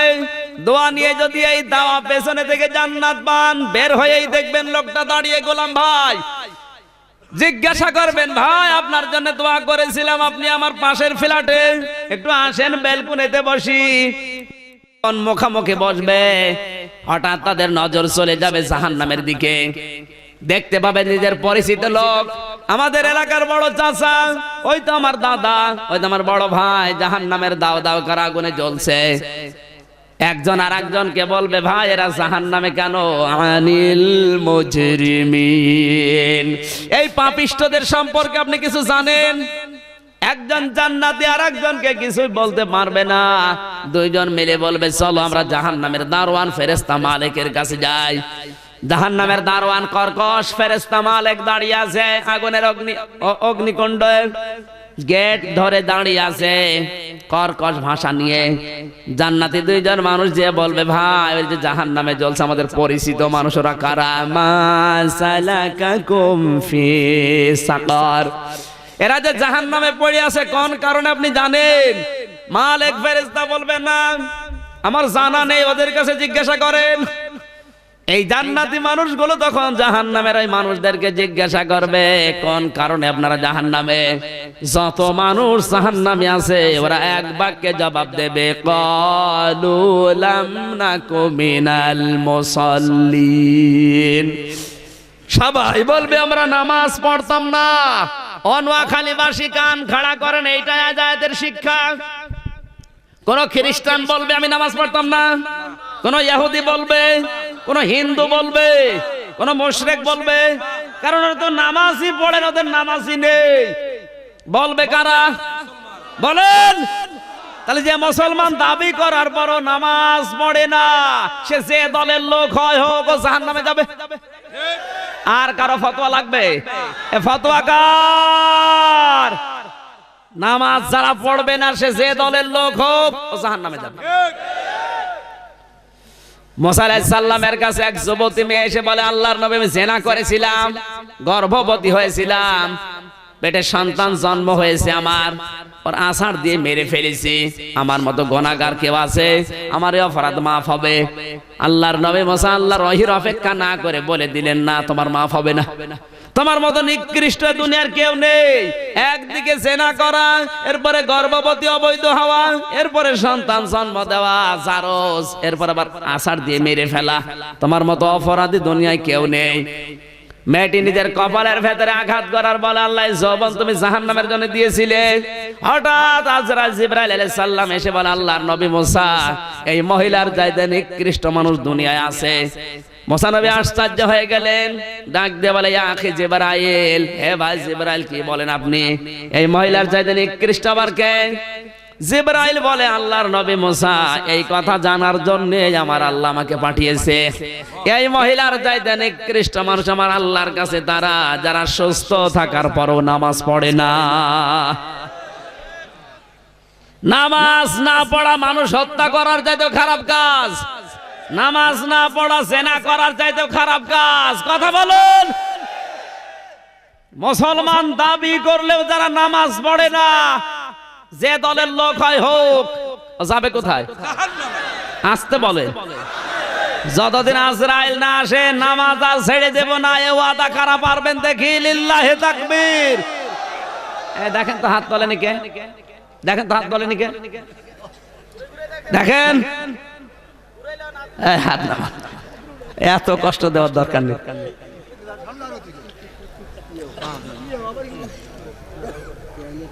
দুই নম্বরে ওরা বলবে, ওয়ালাম নাকুনু তুইমুল মিসকিন, জাহান্নামে আল্লাহ দিয়েছে এতিম মিসকিনদের খাবার দিতাম না, দারিদ্র মুক্ত সমাজের জন্য আমরা কাজ করতাম না। এই কান লাগান, দারিদ্র মুক্ত সমাজের জন্য আমাদের কোনো ভূমিকা ছিল না। ডিজিটাল বাংলাদেশ গঠন করার পেছনে আমরা কোনো শ্রম দেইনি, কোনো কাজ করিনি, কর্মসূচি হাতে নেইনি। তাহলে ডিজিটাল বাংলাদেশ গঠন করা কিন্তু নফল না ফরজ। কথা বলছেন কেন? আপনার বিশ্বাস হচ্ছে না? দলিল আমি একটা একটা করে বলছেন, লিখে নেন। কাইলা ইয়াকুনা দৌলাতাম বাইনাল আগনিয়াই মিনকুম আমা আতাকুমুর রাসূল ফাখুযুহু আমা নাহাকুম আনহু ফান্তাহু। সূরা হাশরের 7 নম্বর আয়াতের মাঝের অংশে দিয়েছেন আল্লাহ, কিছু ধনীদের কাছে শুধু টাকা পয়সা, জমি জায়গা, অর্থ সম্পদ, খাবার এক জায়গায় থাকবে, আর অন্য মানুষ না খেয়ে মরবে। আমি আল্লাহ এটা চাই না। আমি চাই সবার কাছে খাবার থাকবে।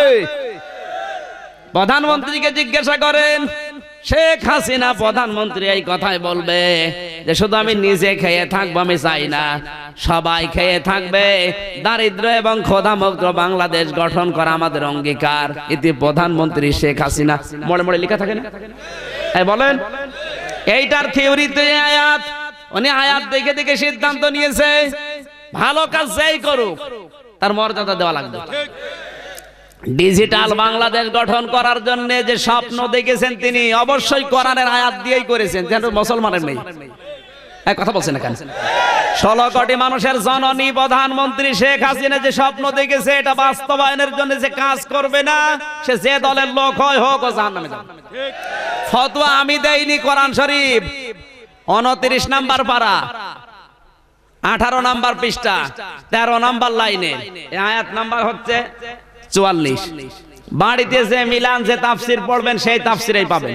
অলাম নাকুন নতিউল মিসকিন, দারিদ্র মুক্ত সমাজের জন্য, দেশের জন্য যাদের কোনো ভূমিকা ছিল না, শুধু নিজে খেয়ে পরে বাঁচবে, সে যে দলের লোক হয় হোক ও জাহান্নামে যাবে। অনেকটা উদ্যোগ নিয়েছে, উদ্যোগকে বাহবা না দিয়ে তার পেছনে না থেকে অনেক মানুষ সমালোচনা করে। আর অন্য কোন কাজ যদি কোরআন হাদিসের বিরুদ্ধে কেউ করে অবশ্যই তার বিরুদ্ধে কথা বলা লাগবে। এই যে লতিফ কাজ্জাব নবীকে গালি দিয়েছে, কাবা ঘরকে গালি দিয়েছে, এই জন্য প্রধানমন্ত্রী তো দল থেকে দিয়েছে, ওর মন্ত্রিত্ব কেড়ে নিয়েছে।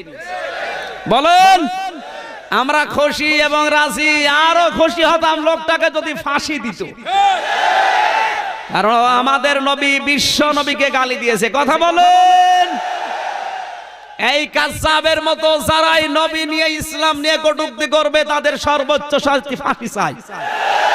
কারা কারা এই মতে আছেন দেখি, লিল্লাহে তাকবীর।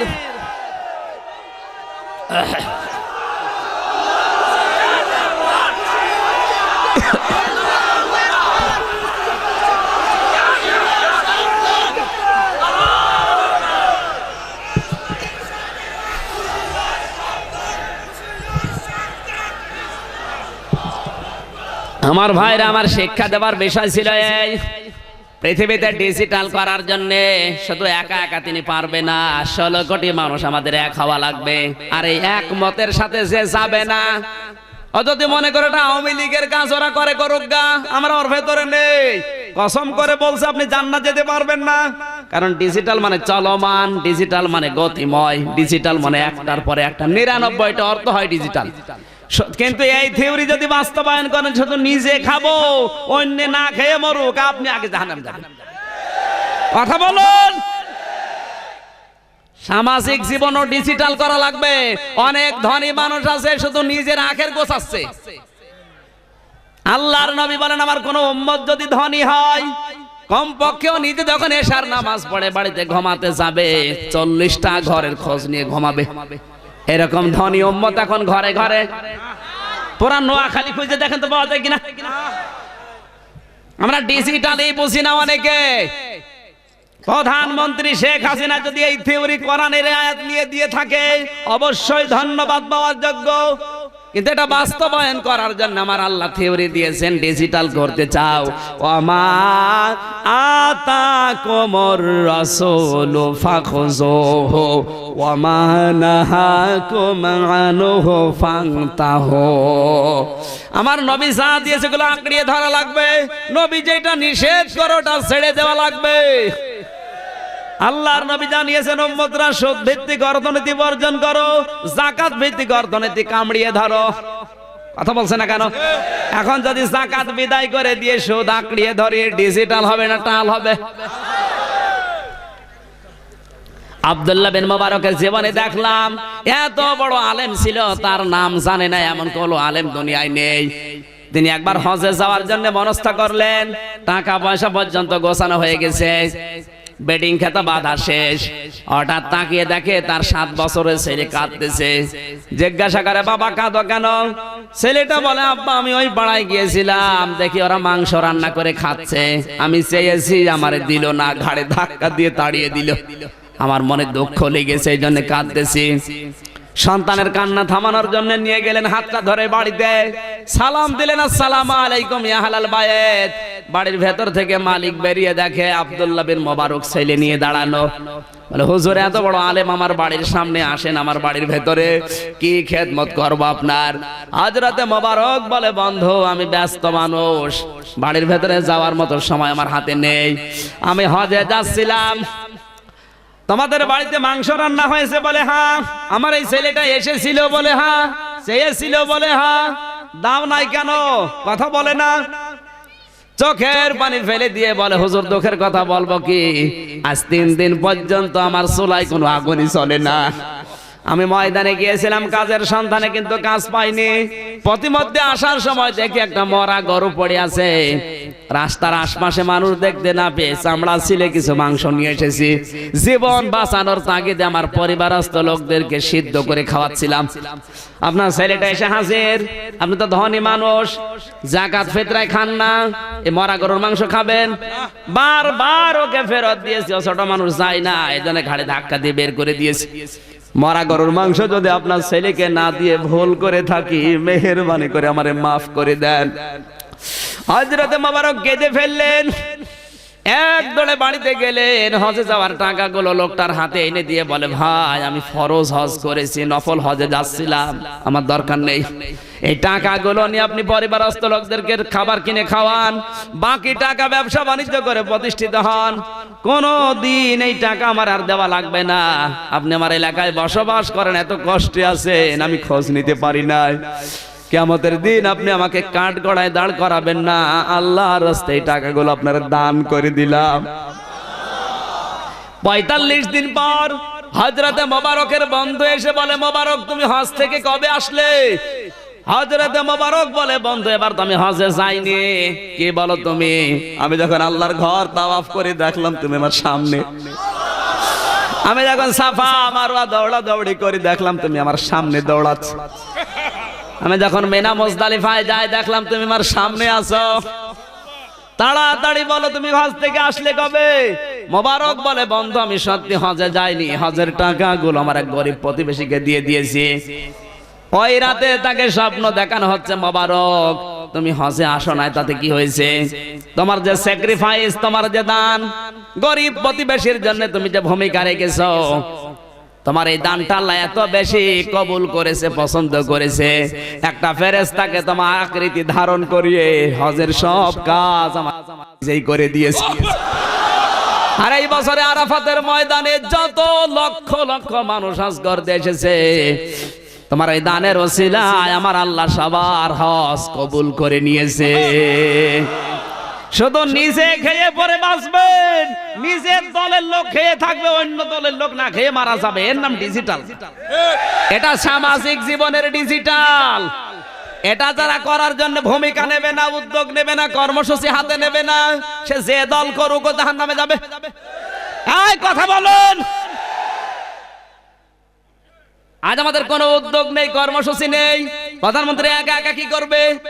যে যেখানে আছে আজ টাকাওয়ালা মানুষগুলো আমার মনে হয় বারবার উনি হজে যাচ্ছে, অনেকে 14 বার 16 বার 100 বার করে হজ করে। কি দরকার আপনার? ফরজ তো জীবনে একবার, বাকি টাকা নিয়ে এলাকায় যদি 10টা পরিবার আপনি এস্টাবলিশ করে দিতে পারেন, আল্লাহর আরশ আপনার প্রতি খুশি হয়ে যাবে। এইটার নাম ইসলাম।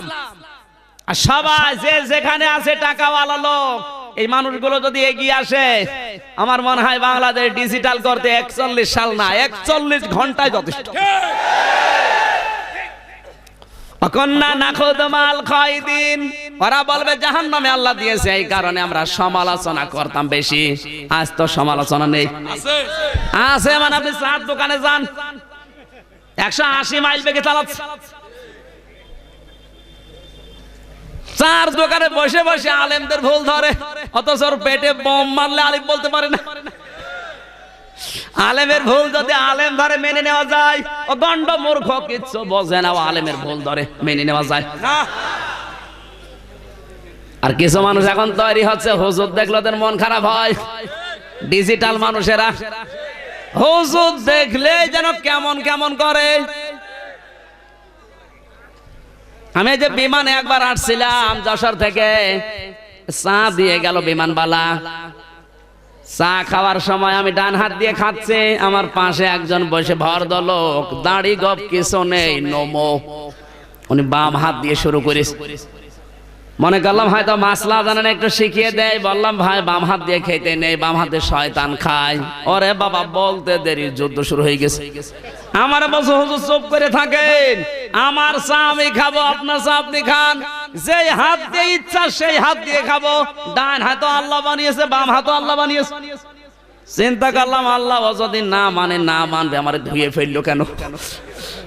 বাম হাতের বড় আঙ্গুল মুখের কাছে নিয়ে বললাম একটা কথা বললেন, হুজুর বাম হাত দেখান।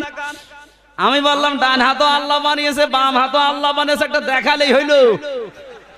শয়তান চুপ করে আসার কথা বলছে না।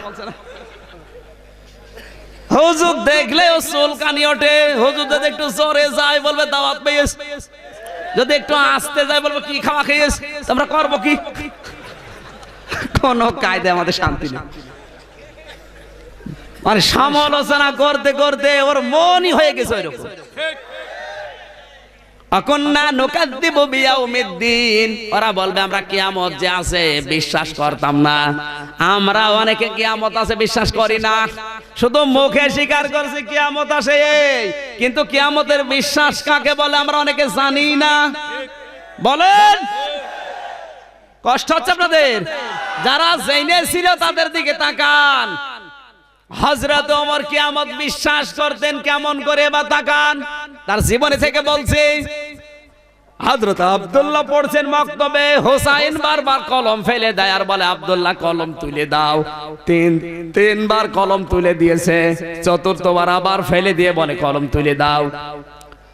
হযরত আব্দুল্লাহ বলে হোসাইন তিনবার কলম তুলে দিলাম, চতুর্থবার আবার কলম তুলতে বলো, আমি কি তোমার খাদেম নাকি, তোমার চাকর?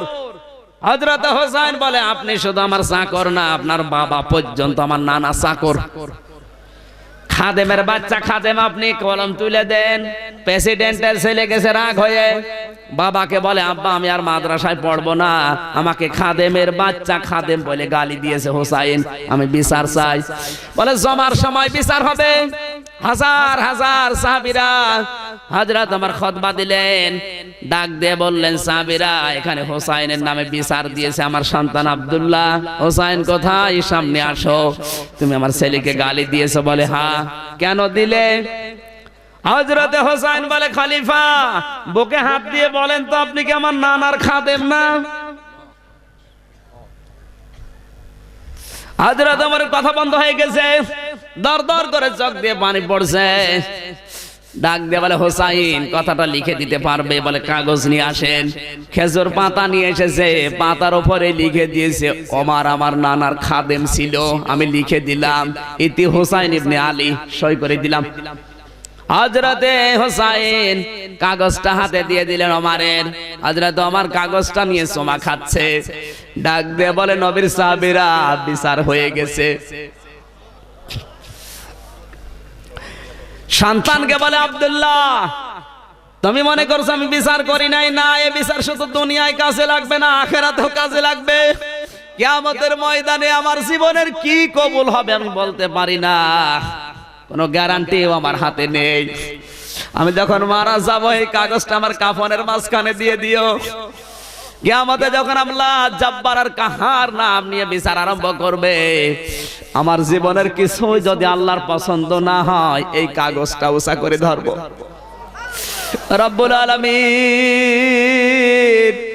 আমার জীবনের কিছুই যদি তোমার ভালো না লাগে, এই দেখো কাগজ তোমার নবীর নাতি লিখে দিয়েছে আমি নবীর খাদেম ছিলাম, এই ওসিলাই হলে তোমারে মাফ করে দাও। এর নাম কিয়ামত। কেউ আসবে না আপনার কাছে। ইয়াউমা ইয়াফিরুল মারউ মিন আখিহি ওয়া উম্মিহি ওয়া আবিহি ওয়া সাহিবাতিহি ওয়া বানি। আল্লাহ বলেন কিয়ামতে যে যত আপনজন দেখবে তত পালাবে। ইয়াফিরুন শব্দের শাব্দিক অর্থ খেইছে দৌড় দেওয়া। এলাকায় কি বলে? বাঘ দেখলে মানুষ কেমন দৌড়ায়? ওই জোরে দৌড়ায়, কষ্টে বলে খেইছে দৌড়। আপনজন দেখলে কিয়ামতে মানুষ এরকম দৌড়াবে। আর কিয়ামতের বিশ্বাসে আমি যা করছি সবই আল্লাহর কাছে জবাব দেওয়া লাগবে। এই টেন্ডেন্সি তাদের ছিল না। এরা যাবে কোথায় মুসলমান হলেও? বলেন এই চারটি কাজ, 1 নাম্বার নামাজ পড়তাম না, 2 নাম্বার দারিদ্র মুক্ত সমাজের জন্য কাজ করতাম না, 3 নাম্বারে সমালোচনা করতাম আল্লাহ রাসূলের আলেমদের মুসলমানদের, 4 নাম্বারে কিয়ামত আছে এটা শুধু মুখে স্বীকার করেছি কিন্তু বাস্তবে প্রমাণ করে আমি দেখাতে পারিনি। এই 4টি কাজ যাদের ভেতরে আছে সে যে দলের লোক হোক জাহান্নামে যাবে মুসলমান দাবি করলেও। আল্লাহ আমাদের যেন হেফাজত করে, জোরে বলেন আমিন। আজকের আয়াতটা কিয়ামতে যেন আমাদের পক্ষে সাক্ষী দেয়। নবীজি জানিয়েছেন আল কোরআনু হুজ্জাতুল লাকা ওয়া আলাইকা, কোরআন শরীফ যার পক্ষে সাক্ষী দেবে আল্লাহ তাকে মাফ করে দেবে। আর এটা যদি কারো বিপক্ষে যায় ও যত বড় পীরের মুরিদ হোক ও জাহান্নামে যাবে। এই আয়াতটা যদি কিয়ামতে আমাদের সাক্ষী হয় লস হবে, কোন চিন্তা নেই। আয়াতটা যদি আমল করতে পারি সাক্ষী ইনশাআল্লাহ দেবে। আমিন, জোরে বলেন। বারাকাল্লাহু লানা ওয়া লাকুম ফিল কোরআনিল আযীম। অনেক দূরের মানুষ এখানে আছে, আমি এখানে দেখতেছি সেই কুমিল্লা ক্যান্টনমেন্টের কিছু মানুষ বসে আছে, ফেনী থেকে অনেক দূর দূর থেকে এসেছেন। এশার নামাজ যারা পড়েননি মোনাজাতের পরে নামাজ পড়ে বাড়ি যাবেন। আল্লাহ রাব্বুল আলামিন আমল করার জন্য তৌফিক দেন। বসেন, মোনাজাত হবে, বসেন। এই মাহফিলের জন্য যে যুবকগুলো কষ্ট করেছে, এই যুবকদেরকে যে মা পেটে নিয়েছে ওই মায়ের পেট যেন আল্লাহ ধন্য করে দেয়। একটু বসেন, এতক্ষণ বসতে বলিনি, বসেন। মোনাজাত বসে করতে হয়, বসেন। মোনাজাতের জন্য আল্লাহুম্মা আমিন। ربنا ظلمنا أنفسنا وإن لم تغفر لنا وترحمنا لنكونن من الخاسرين ربنا لا تزغ قلوبنا بعد إذ هديتنا وهب لنا من لدنك رحمة إنك أنت الوهاب। বিশাল আসমান জমিনের মালিক, তোমার এত বড় বড় সৃষ্টির তুলনায় আমাদের এই হাত দুইটা বড় ছোট। এই ছোট ছোট দুটি হাত কোরআন শুনতে এসে তুলে ধরেছি। জীবনে কিছু যদি তোমার ভালো না লাগে আল্লাহ আমাদেরকে তুমি আজকে ফেরত দিও না। কাবা শরীফের ইমাম দোয়া করছিল আল্লাহুম্মা লা তারুদ্দানা খায়বিন, আল্লাহ একেবারে খালি হাতে ফেরত দিও না। তোমার কুদরতি পায়ে ধরে বলি আল্লাহ তুমি আমাদেরকেও খালি হাতে ফেরত দিও না। মনের ভেতরে যার যে কামনা বাসনা আছে মেহেরবানি করে আমাদের জায়েজ আশাগুলো পূর্ণ করে দাও। কোরআনের ইজ্জতে যদি সওয়াব দিয়েই থাকো তুমি কোটি কোটি করে বাড়িয়ে দাও। কিয়ামতে যিনি সুপারিশ করে জান্নাতে নিয়ে যাবে আল্লাহ তুমি নবীর রওজায় পৌঁছিয়ে দাও। কত মানুষ দেখলাম সালাম দিচ্ছে, বাংলাদেশের এই প্রান্ত থেকে আমরা সালাম পাঠাই। আল্লাহ তাআলা ফেরেশতাদের মাধ্যমে আমাদের দরুদ সালাম তুমি নবীর রওজা মোবারকে পৌঁছিয়ে দাও। যত মানুষ কবরে আছে আল্লাহ হযরত আদম থেকে পর্যন্ত সবাইকে ক্ষমা করে দাও। বিশেষ করে আমাদের মা বাবা, সারাটা জীবন কষ্ট দিয়েছি আমরা। মাথা নিচু করেন, চক্ষু বন্ধ করেন, মা বাবার কথা স্মরণ করেন। নবীজি মাঝে মাঝেই মায়ের কবরে এসে কাঁদতেন। সাহাবীরা বলে হুজুর আপনি কাঁদেন কেন? বিশ্ব নবী বলেন সাহাবীরা আমার মায়ের ওই ছোট্ট বেলার আদরের কথা আমার মনে পড়ে গেছে। মা বাবার ছোট্ট বেলার আদরের কথা মনে করেন, মাথা নিচু করেন, মন থেকে দোয়া করেন রব্বির হামহুমা কামা রব্বায়ানি সগীরা। সারাটা জীবন বাবাকে কষ্ট দিয়েছি, পিঠের চামড়া পর্যন্ত কালো বানিয়ে ফেলেছে খাটতে খাটতে। 10টি মাস পেটে নিয়ে ডেলিভারির কষ্ট সহ্য করে দুনিয়ার মুখ যেই মা দেখিয়েছে, এই মা বাবার জন্য যেই সন্তান হাত তুলেছে তাহাজ্জুদের সময় আল্লাহ তুমি মা বাপকে জান্নাত দিয়ে দাও। তোমার হাবিব জানিয়েছে মা বাবার জন্য কোন সন্তান যদি এক ফোঁটা চোখের পানি ফেলতে পারে আল্লাহ মাফ করে দেয়। আল্লাহ তাকিয়ে দেখো তোমার কত গোলাম তার মায়ের জন্য বাবার মহব্বতে কাঁদতেছে। কাঁদেন, মাথা নিচু করে কাঁদেন। আল্লাহ অবশ্যই আমাদের মা বাবাকে মাফ করে দেবে। রব্বুল আলামিন কোরআনের মাহফিলের সভাপতি, আল্লাহ তাআলা এলাকার সর্বজন শ্রদ্ধাভাজন ব্যক্তি বড় ভাই জনাব গোলাম কবির, আল্লাহ তুমি তার মা বাপকে ক্ষমা করে দাও, আল্লাহ তার জীবনের অপরাধগুলো মাফ করে দাও, তাকে ভালো ভালো কাজ করার সুযোগ করে দাও। জনপ্রতিনিধি হওয়ার আকাঙ্ক্ষা পেশ করেছে, আল্লাহ তাআলা মেহেরবানি করে তুমি তার আশা কবুল করো। সম্মানিত সভাপতি, সারাটা জীবন যিনি আমাদের মতো ছাত্রকে পড়িয়েছে, আল্লাহ তাআলা জাইনাল আবেদিন এই মাস্টার সাহেবকে কবুল করে নাও। যত জ্ঞান ছড়িয়েছে সারাটা জীবন, এই জ্ঞানগুলো তুমি ইসলামের কাছে লাগাও। সিলাদি যুব সমাজ, আল্লাহ তাআলা কোরআনের জন্য যে বিশাল আয়োজন করেছে, প্রবাসে যারা আছে লক্ষ লক্ষ টাকা কোরআনে মাহফিলের জন্য যারা পাঠিয়েছে, হাজার হাজার টাকা, এই টাকাগুলো কোরআনের প্রচারের জন্য তুমি কবুল করে নাও। রব্বুল আলামিন হারুন ভাই সহ তার ছেলের জন্য দোয়া চেয়েছে, আল্লাহ তাআলা মেহেরবানি করে তাকে তুমি কবুল করো। সামনে পরীক্ষা দেবে অনেকে, এসএসসি দাখিল, আমাদের সন্তানাদি ছেলে মেয়ে যাদের পরীক্ষায় আছে মেধা স্মৃতি খুলে দাও। আল্লাহ তাআলা আমাদের জীবনের অপরাধের দিকে তাকালে হয়তো তোমার মাফ করতে ইচ্ছে করবে না, অপরাধগুলো দেখো না, তোমার রহমতের দিকে তাকাও, জিন্দেগীর গুনাহগুলো মাফ করে দাও। বিশেষ করে এই যুবকদেরকে যেই মা পেটে নিয়েছে, আল্লাহ রাকিব ভাই, আলাউদ্দিন ভাই, সালাউদ্দিন ভাই, আবু সালে ভাই সহ নাম না জানা যত যুবক আজকের মাহফিলের জন্য শ্রম দিল, এই স্বেচ্ছাসেবক গুলোকে ওমরের মতো কবুল করে নাও। মা বোনেরা বসে আছে পর্দার আড়ালে, এদেরকে খাদিজার মতো, আয়েশার মতো বানিয়ে দাও। আগামীতে এই মাহফিল কোরআনের জন্য বিশাল আকারে কবুল করে নাও। যারা টাকা দিয়ে, পয়সা দিয়ে, শ্রম দিয়ে, সময় দিয়ে, লাইট মাইক দিয়ে, সামিয়ানা দিয়ে, স্যাটেলাইট দিয়ে কোরআনের শরীফ বৃদ্ধি করার জন্য এগিয়েছে, আল্লাহ তুমি তোমার রহমত নিয়ে এদের দিকে এগিয়ে যাও। আমার কণ্ঠটা ভালো রাখো, কোরআন প্রচার করার জন্য, কোরআন বোঝানোর জন্য যে যোগ্যতা দরকার আমারে দিয়ে দাও। সুবহানা রাব্বিকা রাব্বিল ইজ্জাতি আম্মা ইয়াসিফুন ওয়া সালামুন আলাল মুরসালিন আলহামদুলিল্লাহি রাব্বিল আলামিন।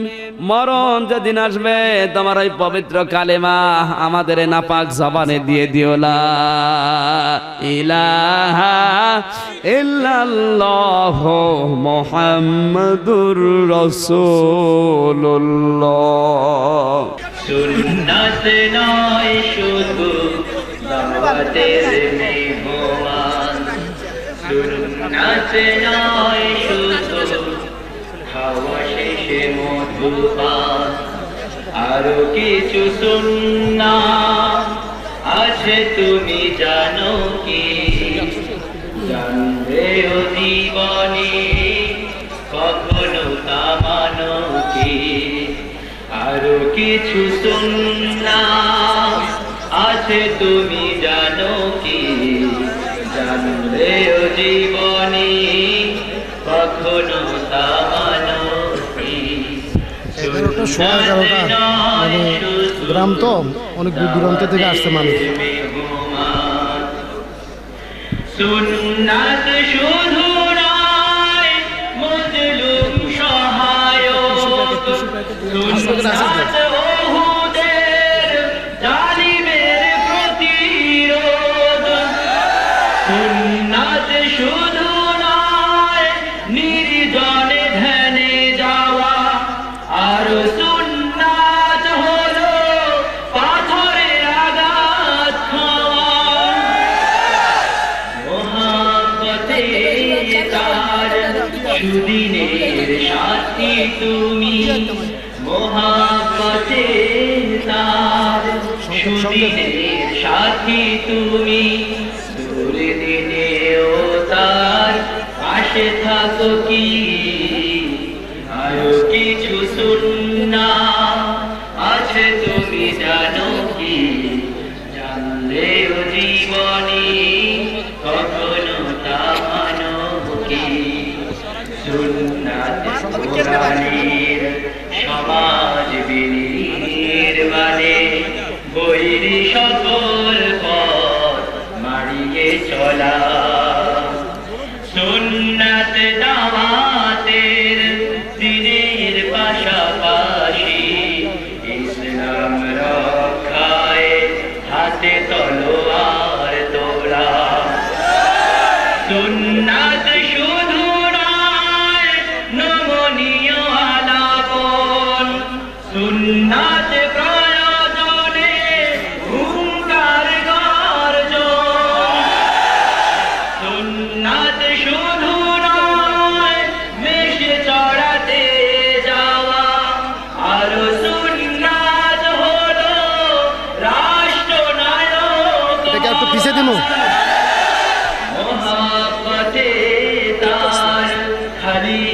মোরালে মোহাম্মতে তার খালিদ মোরালে আবু বকরের মতো পাশে থাকো কি